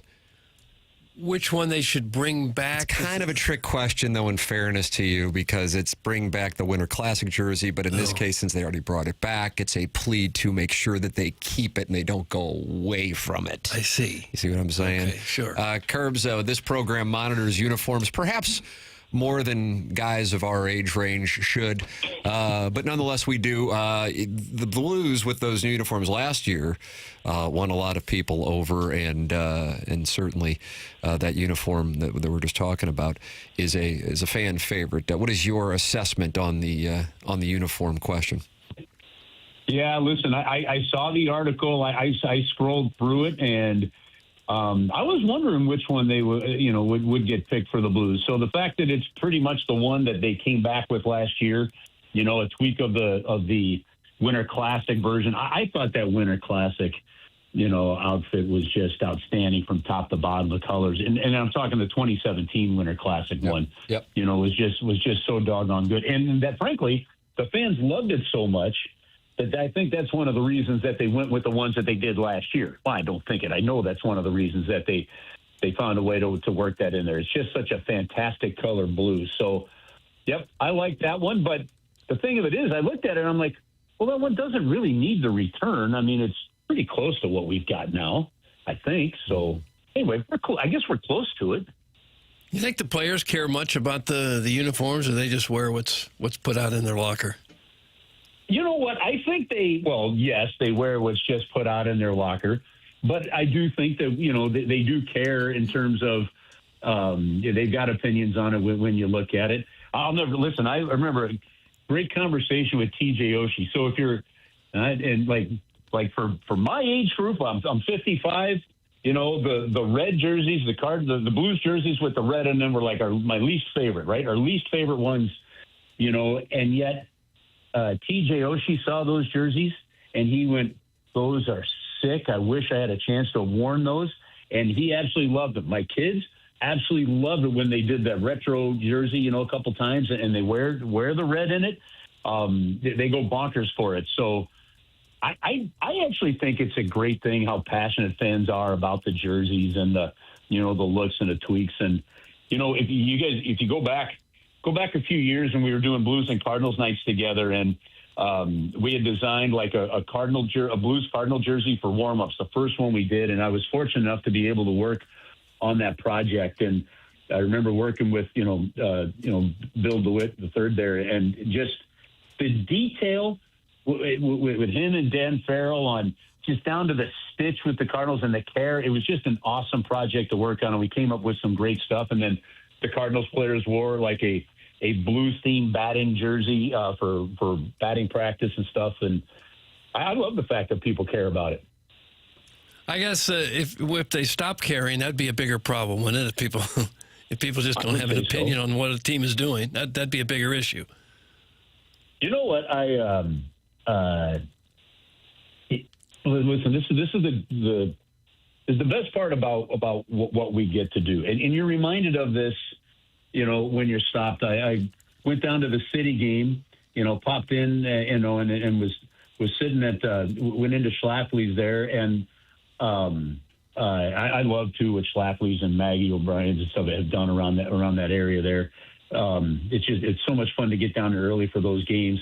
But we had popped into Schlafly's and a gentleman, stopped me at the bar just to talk hockey, and one of my daughters was with me, and she says, "Does that ever get old?" And I said, "Not really, because you got to keep it's reminders that what we are fortunate and privileged enough to do by being able to work in sports and work in, in the fields that we do is bring people enjoyment, something they're fun, and a passion about, a hobby for them, something they're willing to spend money on and invest emotional energy, which is maybe even more important. You got to love that they care. You got to love that they'll get frustrated if you say certain things or don't call a game a certain way, whatever. I'm cool with all of it because it just means there's passion and you got to have it. It's part of sports and it's important. As far as the players right now, what are they doing here early August? Are they into big-time training to get ready to go for camp? I think some of them are probably taking their last probably 2 weeks, I would think, of summertime, to breathe and relax a little bit while, and then really gearing up because I think come the beginning of September, most guys are going to be here and back and rolling.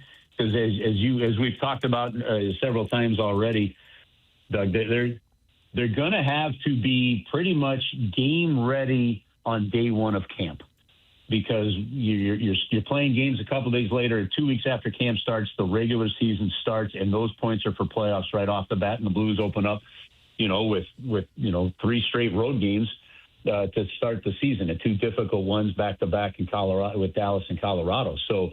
They're probably starting to gear it up, but they also know, hey, don't go too much at this point in time. So I don't know. I think some probably fishing, doing whatever it is that they do over these next couple weeks before ramping it up to a whole new level in a couple weeks, I would think. Now, on a game day during the season, you're a guy who might have to talk, 6 or 7 hours a day between the pregame and the game and the postgame and the podcast and everything else. Do you take any kind of break during the off season? Do you get tired of talking ever? Listen, I have 3 daughters, a wife. Both dogs in the house are female dogs. Like I just sit and listen a lot during, if I'm not doing a radio hit like this. So I'm good. But yeah, we'll gear up. I can't wait for everything that's going to happen here. I think there's going to be some new broadcast opportunities, some fresh content we're going to be able to bring out, some new things. I know our team's working hard and continuing to put this plan together. So I definitely don't talk as much in the summer, Doug, as I do in the winter. That is for sure. That's good. Rest those pipes. Yeah, rest the pipes. Chris Kerber with us here on Mondays on TMA 101 ESPN, giving us his perspective. Kerbs, we appreciate the time. Thanks so much, man. Okay, guys. Have an awesome week. Talk to you next week. Too. That's Chris Kerber with us here on TMA. TMA in part brought to you by Mentality. Mentality has learned in treating 25,000 men that you can't rely on testosterone alone anymore. To run at full capacity, your body needs peptide therapy on top of your TRT. For guys whose recovery still lags and whose energy is plateaued, even on testosterone, Mentality's physicians design a plan that layers peptide therapy on top of TRT to support recovery, repair, and performance. It's a custom plan built around your numbers, monitored every step of the way. Testosterone levels the field. Peptides drive your results. Start today at lowtusa.com. That's lowtusa.com with Mentality. We have a tweet moments ago from a prominent baseball writer on a name that might surprise you, being very hot this morning for the baseball trade deadline. We'll tell you who that is next on TMA 101 ESPN.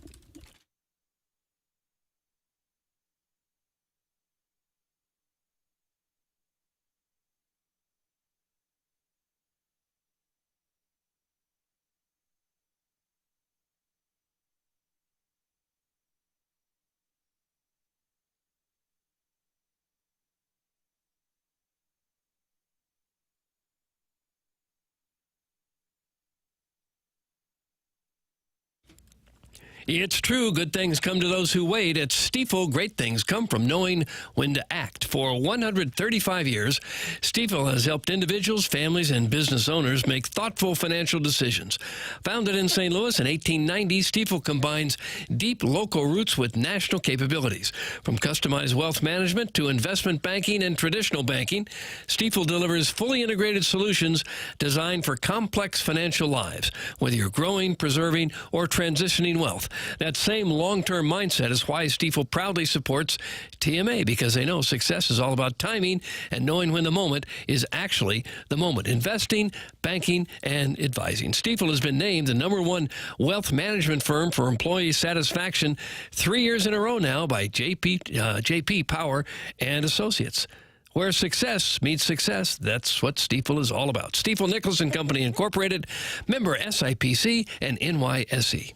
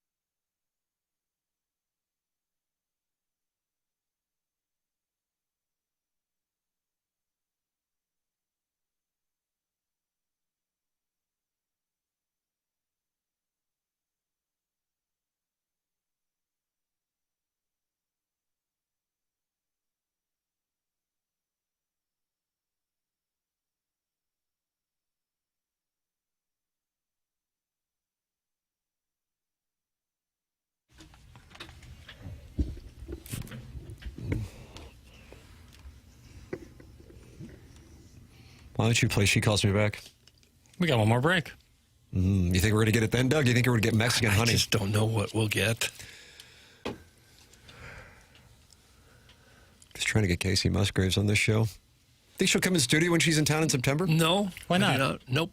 Chairman She's too Kurt says big. she will. We're too small. We just had a United States Senator in.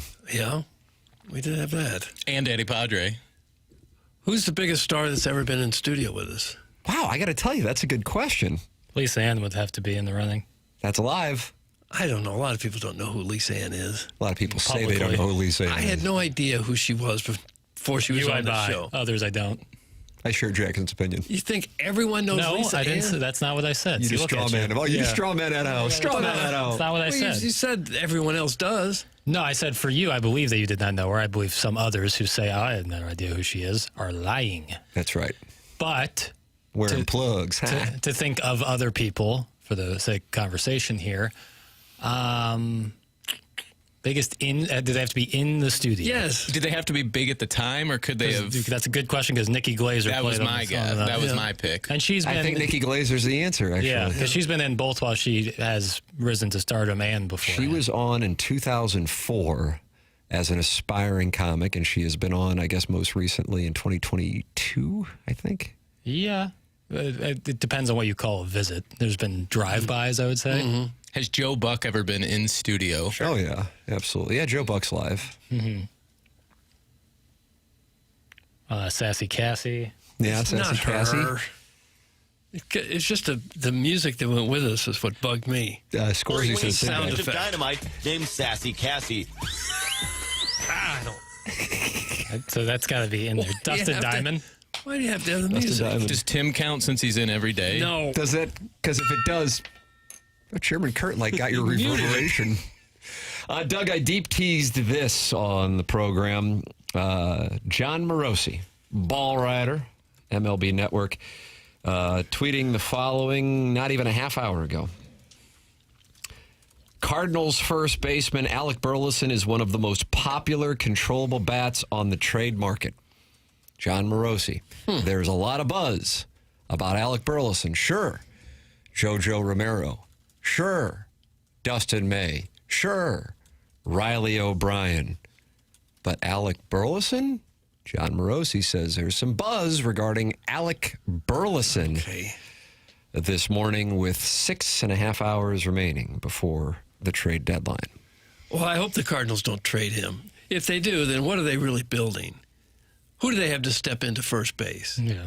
If they trade Wynn or Herrera, you got other catchers coming up. Weatherholt could move to short. I could buy some of that. But who do you got waiting to be a big bat at first base? I don't think they've got that guy. I'm with you, Doug. I would be upset if they moved him. You got 2 more years of, he's arbitration for the next 2 years. He's not an unrestricted free agent until 2029. He's been the most consistent hitter on the team over the past couple of seasons. Good first baseman defensively. It seems to me you've got a core of 6 or 7 guys that should be the ones you're building around. It's Walker and Weatherholt and maybe McGreevy and maybe even Leahy has joined that group. Right. And Burleson is certainly in that group of these are the guys we can trust. We're going to go ahead with these guys for sure. And so if you subtract a big one of that, what are you really building? Wonder if they would consider Herrera then becoming the first baseman. I wonder if they would consider somebody who's in the minor leagues, Blaze Jordan, but then who becomes your third baseman? Yeah, and is Blaze Jordan offensively somebody that you go, build around that? I don't know. I mean, like we were saying earlier, Blaze Jordan's only been in the majors for a month and a half. But first base traditionally is a big bat. Yeah. They I think they like Jesus Baez, not Joshua Baez, but Jesus Baez, a double-A 21-year-old who can play middle infielder or third base. But how close to the major leagues is he right now? Who knows? Yeah, I'd be very disappointed if they got rid of Burleson. But you always have to have the caveat, but what are they getting in return? Sure. I can't imagine that they're going to get somebody's very top prospect who might be a first baseman in return. But I bet the return for him would be interest. I bet those are some interesting conversations because he is really consistent at the plate. Defensively, I bet, very solid. And given his contract situation, too. Yeah, you could see why other teams would go to the Cardinals to say, hey, Burleson's the guy we want. Mm-hmm. But you'd have to get an awful lot in return, I think. I agree. Because that would create a huge hole in the lineup that's already desperate for bats.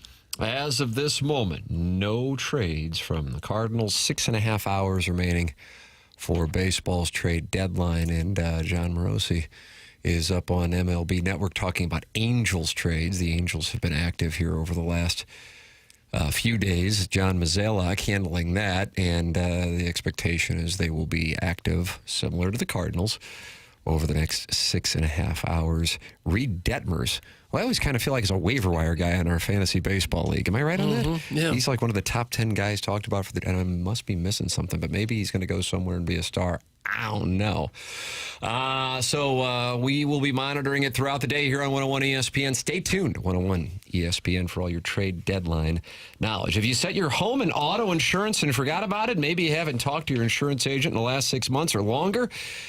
That's where James Carlton comes in. He still has the biggest rate decrease in his 18-year career going on right now. He is my insurance agent, and he's Jackson's insurance agent. And then Jamie Rivers switched. BK and Ferrario switched. So many people have switched. If you haven't switched, at least make a phone call to see what he can do, saving you money. 314-961-4800.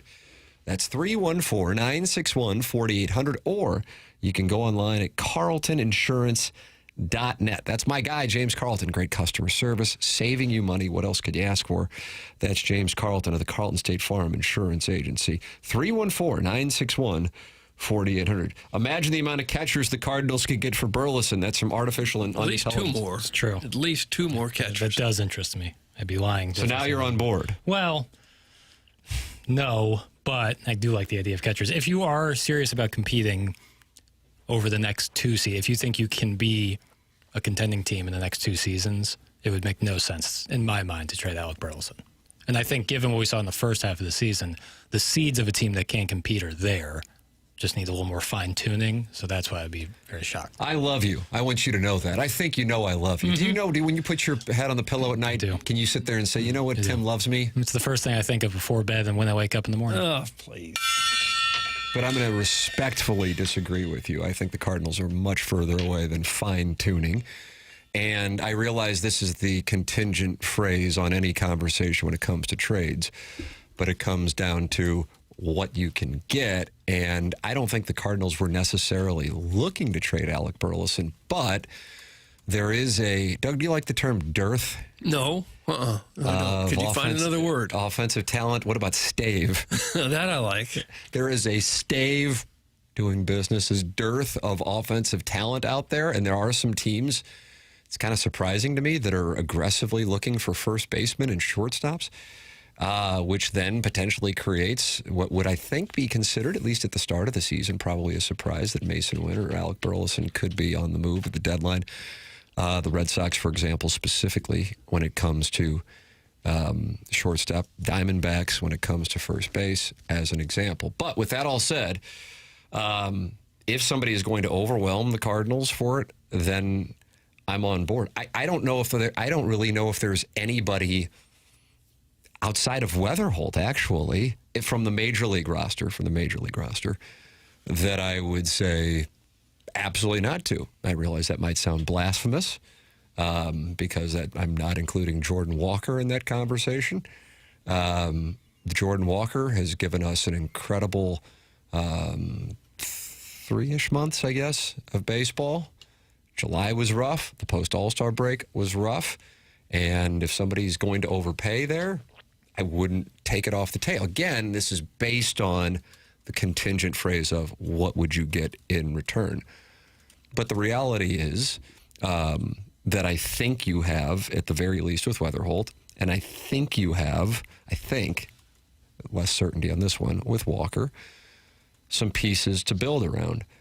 But, I know we did a prediction area about a month and a half ago, and the question was, would you be disappointed if the Cardinals didn't make the playoffs? And my answer was, I wouldn't be. And my reasoning was, I felt like they were playing above who they really were. Now, of course, I want them to make the playoffs, but I wouldn't be disappointed because I'm like, I don't think they're one of the 6 best teams in the National League. I was thrilled with where they were, but I don't think they're one of the 6 best teams. And now I'm not sure they're one of the 10 best teams in the National League. There's certainly reason for excitement when you look at the minor leagues, but they're just not close. So that's why, and I might be parsing your words unfairly here, but fine-tuning. That might be the wrong term to use, but I do think they are closer to contention, a lot closer in contention than we thought they were at the beginning of the season, which to me changes a little bit of the math. And maybe that I'm just trying not to. I don't know, man. I don't know on that either. I'm trying not to use like the last month because obviously recency bias on that. It's going to be like, well, they're very far. But I think the last month is closer to who they are than the first 3 months. And maybe that might be very true. I especially with someone like Walker, I think like he's obviously reached a new level in his ability at the major league level, but I think there's even like more to go. And so like, yes, we've seen the slowdown, but the overall is really solid. And I think with time, once he gets to that 26, 27, 28 period, he's going to be a rock star. And the last thing I'd ever want to do is him leave the Cardinals and go on to be incredible. And you lose on that guy who you've invested so Walker's much a different in. conversation. The one you were talking about is Burleson. Yes, that's very true. So what I'm saying is the only player who on the major league roster that I would say, well, absolutely not to a conversation is Weatherholt, but I think that's probably understood. I would say Jordan Walker's in probably the 2% conversation. Right. But I think, for example, I think it was the first person I saw talk about it was Bernie Miklasz with regard to Mason Wynn, maybe about a month ago. And in some corners, that was kind of like blasphemous. I'm like, well, I mean, you know, and then Lance Lynn added to it by saying, hey, if you're Mason Wynn and you just saw Weatherholt get an extension and you don't have one yet, maybe you're starting to see the tea leaves there. And offensively, it hasn't been there. He has regressed defensively. And so I would understand it. I guess what I'm saying is when you're in the spot the Cardinals are in and when you're in the spot that the game is in, if you can collect prospects that you and your organization deem super valuable in exchange for pieces, which are good, don't get me wrong, but your model has always been about the future. And by that, I mean over the last year, then I don't take anything off the table. So that's where I'm coming from. I realize that might not necessarily be the majority opinion, but that's where I come from. We'll see. That's John Morosi with that report that Alec Burleson is getting talked about quite a bit this morning with regard to trade deadline, which is coming up at 5 o'clock Central Time. You're welcome to give your thoughts by texting in at 314-399-9646. You're also welcome to talk it over in the Forum Energy YouTube chat and get involved in the conversation in there. The program's called The Morning After. It's presented to you by Brown and Crouppen on 101 ESPN.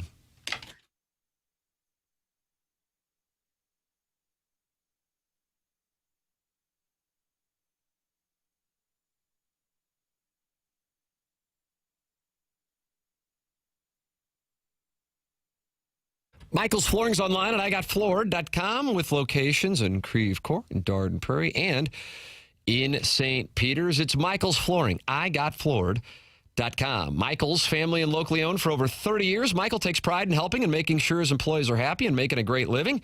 His passion's flooring. When you order from him, he wants you to have the best experience for the best price. That's why he's making sure he gets the best installers and get him $7 a square yard, which is incredible compensation in this industry. Just come in or talk to him, and you're going to see the difference. They want to make sure they suggest the best thing for you and not pushing what corporate's telling them they have too much of. It's Michael's Flooring in Creve Coeur, in Darden Prairie, and in St. Peter's. Come see why people are loving getting floored by Michael, and make sure you visit igotfloored.com. That's Michael's Flooring in Creve Coeur, Darden Prairie, and St. Peter's. Check them out at igotfloored.com.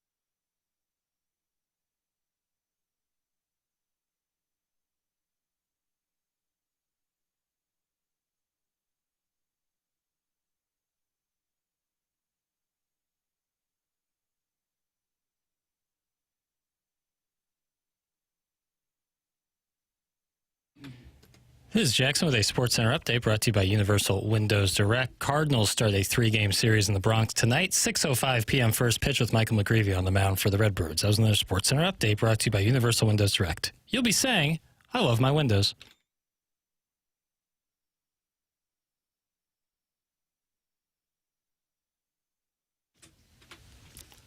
Doug, Jackson did it.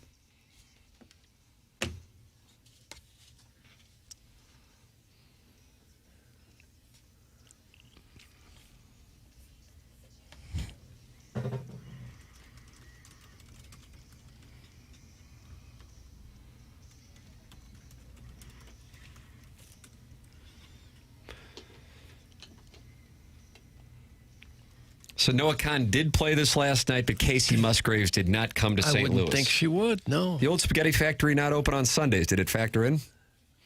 Could have, because she would have eaten there. Have you ever eaten there? I have not been there one time in my life. All right. A lot of girls next door worked there. Really? Yeah, that and the Hooters in Fairview Heights. That was our spot for our scouts. The spaghetti factory. Yep. Is Old it just Italian food, just spaghetti? What do they have there? Obviously spaghetti. Right. Anything else? Pizza? It's a big pizza. No one's been there. Okay, I'm sorry. I'm crowdsourcing. I was a naughty little queen at Noah Khan last night. No plug needed for this leather Cheerio. We're all sassified in the 63124. Hashtag lick my hoop, Doug. That's from the self-made stay-at-home Ladue mom. And she was there last night. I wonder if she had a tent for that monogramming business. It's just not a lady at all. It just isn't. I'd lawyer up if I were you. Well, she's going through that 8th divorce, and she's going to be flush with maintenance. Oh. 8th divorce. Doug, the opener, Gigi Perez, came out and did Spacey Casey's part. So Mrs. Janie Shanahan. The opener? Yep. Multiple Gigi Perez tags. Who would have thought? Really? Oh, I wouldn't have thought that. Noah played this with Gigi Perez last night. I thought of Tim the entire time I was listening, holding my wife's hand. That's from Steven time. Why would you think of Tim? Why wouldn't you think of Tim? He's holding his wife's hand, thinking of you. Right, Steven time. And that's not creepy? Is it me? Yeah. It's not me, it's him. Sharon and Clayton's coming for a piece of your ass. Oh. Don't diss on OSF. It's really good Italian food for a decent price, Sharon and Clayton. Well, I'm not dissing. I'm just wondering. I say I've never been there. I got to tell you, I would not have thought Sharon and Clayton would have been actively defending the old spaghetti factory on the landing. But you know what? You never know. I guess less yappy, more jazzercisey. Oh, you went right. I needed a title. Thank you. Yeah, now you got it. Papers, we just got a text asking if Chaim Bloom is taking the longest recreational in history. Where are the trades? That's from the TMA Reddit Insider. No trades so far for the Cardinals. I think that is going to change and change quickly. It has to, because we only have 6 hours between now and the trade deadline. Chaim Bloom was on with Sports on a Sunday Morning with the great Tom Ackerman on KMOX, and this is what he had to say regarding the deadline. Obviously, you all have done your homework on what tomorrow could be, but do you still maintain that anything can happen before the deadline? I mean, you told me a couple weeks ago, you said, look, sometimes you get a phone call right before the deadline. It's something that came together that you never thought could happen. Yeah, and since we talked about that, obviously some things have moved in certain directions. Obviously, the market is certainly starting to clarify itself. Obviously, the way we've played hasn't been up to the standard that we like to have here, but that's certainly something that you'd be silly not to factor into some degree, just in terms of what it shows about where we are and the gap between that and where we need to be. But yeah, I still, like we talked about it, sometimes those surprises that might come on deadline day, you don't know about them the day before. I think we have a pretty good idea of some of the things that are likelier, but you don't necessarily know how it's all going to play out even now, 30 or so hours out. Now, I think the big thing for us is basically staying on track with everything that we've talked about, everything that you and I have talked about since the fall, where our goal here is to build something great and to build something that lasts. That can mean a lot of different things, but any move that we would contemplate between now and the buzzer tomorrow, we want it to fit within that. That is this pushing us forward towards getting back to where we want to be and being able to stay there. And that's really the yardstick against which we have to measure any possibility that might come our way soon. Like, there you go. Good ash to agate there at the end. Yeah, nice job, Papers. Yeah, I don't know that we learned anything from that. Wow, I'm sorry. I take it back. Not a nice job, Well, Papers. I mean, no, the little sounder there at the end of the soundbite was great. Ash to agate. But what can he do other than just kind of repeat what the philosophy of the organization is? And I think we all kind of know what it is. They're building for the future. They're not going to do anything to destroy that. And Maybe they want to get back to where some they team's were. players while he's online. Yeah, can't do that. Okay. It's nice to hear from him, but he can't say anything really specific that is going to be of a whole lot of interest. Well, they're standing by in Queens, or in the Bronx, excuse me, waiting to not only hear on the trade deadline, a lot of rain in the New York area. But I think they will get the game in tonight, looking at the forecast, but it's raining quite a bit up in New York City right now, where the Cardinals will take on the Yankees. Remember that was a big deal back in the day? And it's like, oh, yeah, just another thing. Cardinals and Yankees? Yeah. You gotta... Maybe they ought to put a retractable roof on Yankee Stadium. Uh-oh, Papers. And put one on Fenway and Wrigley, too, while you're at it. Jesus. How about that? Man. We need one here badly. Doug, I got this text here moments ago. We at Cardinal Vending, Daddy Padre in studio, new sponsor on the morning after. Guys, we at Cardinal Vending just closed our first client from advertising on TMA. Thanks. That's Cutie, the sales guy. Oh, nice. The cutie with the glasses. Oh, yeah. So just like that, you advertise on TMA. Doug, you spend $1, this program makes you $2. That's the key. Why has this show been on the air for 22 years? It sucks. I agree with you.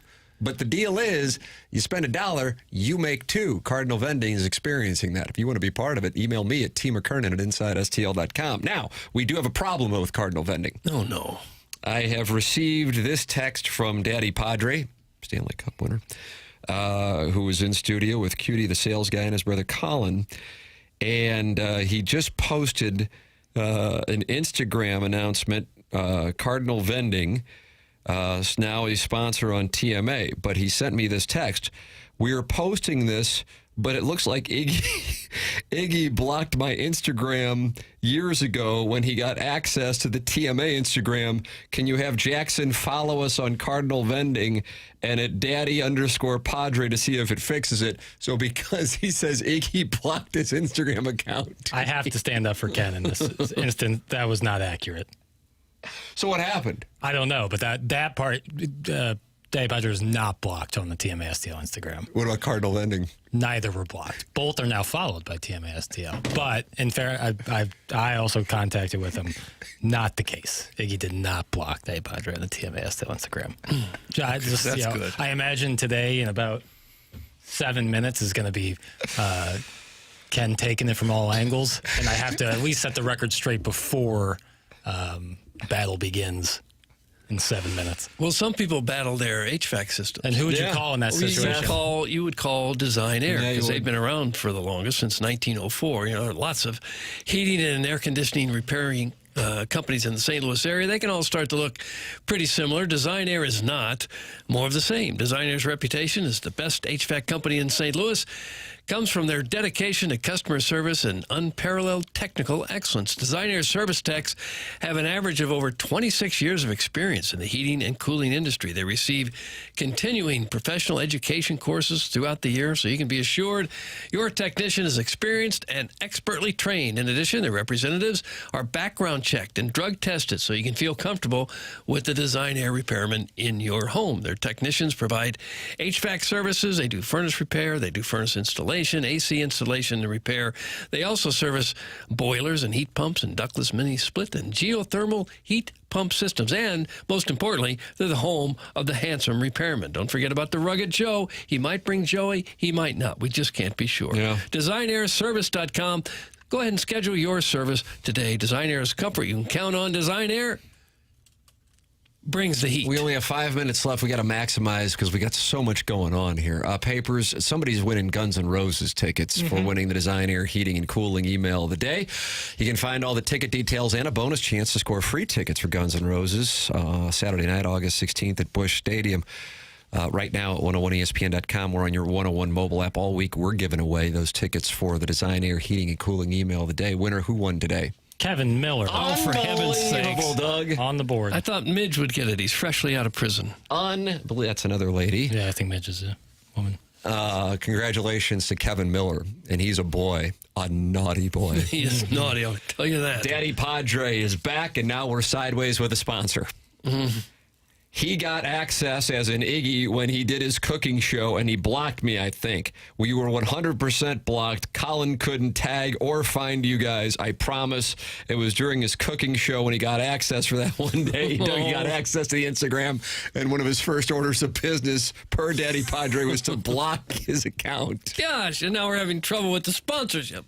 I can just tell you from what I can see, it was when I went to Daddy Padre's Instagram from the STL Instagram, it did not say he was blocked. It just said we didn't follow him. I, too, looked at the list of blocked. And you can see a list of who's blocked? Yeah. Oh, really? And he was not on there. Doug, we're going to have to settle the score on after the morning after. The sponsor's always right. Now Sharon and Clayton's not happy. Oh, no. What? Whew. Wow. Never thought I'd hear the term yappy from Doug. I take back all the good things I've ever said. And by the way, I wasn't coming at you for not knowing, just speaking of my experiences at the old spaghetti factory. I may be financially secure, but that doesn't mean I'm a snob, despite what the false narratives imply. That's Sharon and Clayton. He's heating up. Condo paid for, no car payment. Jackson, I'm 99% sure that Iggy admitted to doing this, thinking he thought he was on his own account. That's Steven Time talking about Iggy blocking Daddy Padre. Definitely happened with Katie Cuck, because I remember getting a correspondence to my Instagram saying, why am I blocked from the TMA Instagram? And then I went to the TMA Instagram, and it had been a kind of blocking Tuesday. And I thought, what's the only extraneous factor going on? And I was like, oh, that's right, Iggy has the Instagram. So that was an easy... He just went on a block binge. Yeah, and I believe I unblocked a lot of people after that. But the blocked list is very short, and from what I can see on the TMS on Instagram, it's mostly like bots. So I would be surprised if that happened, but I don't want to cause a whole stir. Doug Floyd Velvet at 10:57 writes in Doug rules, and then two texts above Floyd Velvet. Once again, Doug is the worst. That's from the 314. So that's kind of how. Okay, 50-50. Yeah, that's how we put food on the table. And now Daddy Padre's back and says, "Oh my, I can see the Instagram now. It works. Thank you, Jackson." Okay, good. Happy to help. Good. Listen, I don't. Whatever happened in the past is the past. We're now moving on to a brighter future with Cardinal Vending. How about this? Cardinal Vending just visited us at the Geyer Inn. Those guys are great. That's from the Oakville Mafia. The Geyer Inn's texting in. Oh, really? Here. That Geyer Inn's right by my house. Yeah, I've been there. Pony up. I don't know if they have any vending. They have vending machines. Maybe Daddy Padre and the cute guy with the glasses are just hanging out for fun. Well, they should establish it. Yeah. Hey, VIP Auto Accessories is Tommy Sabuka and Brian Grigg. I hope I'm not out of line by saying they're cute, too. Because I don't want just one sponsor to be cute. Right. You know what I mean? Right. Go to VIP Auto Accessories. They take care of everything. They're a one-stop shop in business in the St. Louis area since 1979 and online at VIPAutoAccessories.com. The commercial side is big right now at VIP Auto Accessories. They make single-source automotive solutions for your business a reality. This includes the upfits, the graphics, and the ongoing maintenance. VIP Auto Accessories pride themselves on short turnarounds. Their large facility and skilled techs minimize the downtime for your vehicles. VIP will keep your fleets on the streets longer, allowing you to generate more business. Everything's done in-house. VIP does not sub out. I got my windows tinted at VIP Auto Accessories just a couple of months ago, and it's a lifetime warranty. 4 departments under one roof. In addition to the commercial upfits, you have graphic solutions, hail repair and touch-up, and aftermarket. For all your commercial vehicle upfit needs, ask for Tommy Sabuka, and for all your aftermarket vehicle accessories needs, ask for Brian Grigg, and tell them that TMA sent you. VIP Auto Accessories.com. Jackson, anything else we need to tend to before we head down the hallway and deal with it? No, sir. Doug, after the morning after, just a few minutes away. BK and Ferrari are coming up here on 101 ESPN. Trade deadline coverage all day long here on 101 ESPN. Time for us to shut it down. For Jackson Burkett, for Chairman Kurt, for Martin Kilcoyne, for my brother Kevin, for Douglas Elvin Vaughn, I'm Tim McKernan. This has been The Morning After, presented to you by Brown & Crouppen from the Stiefel Studios on 101 ESPN and the TMASTL YouTube channel.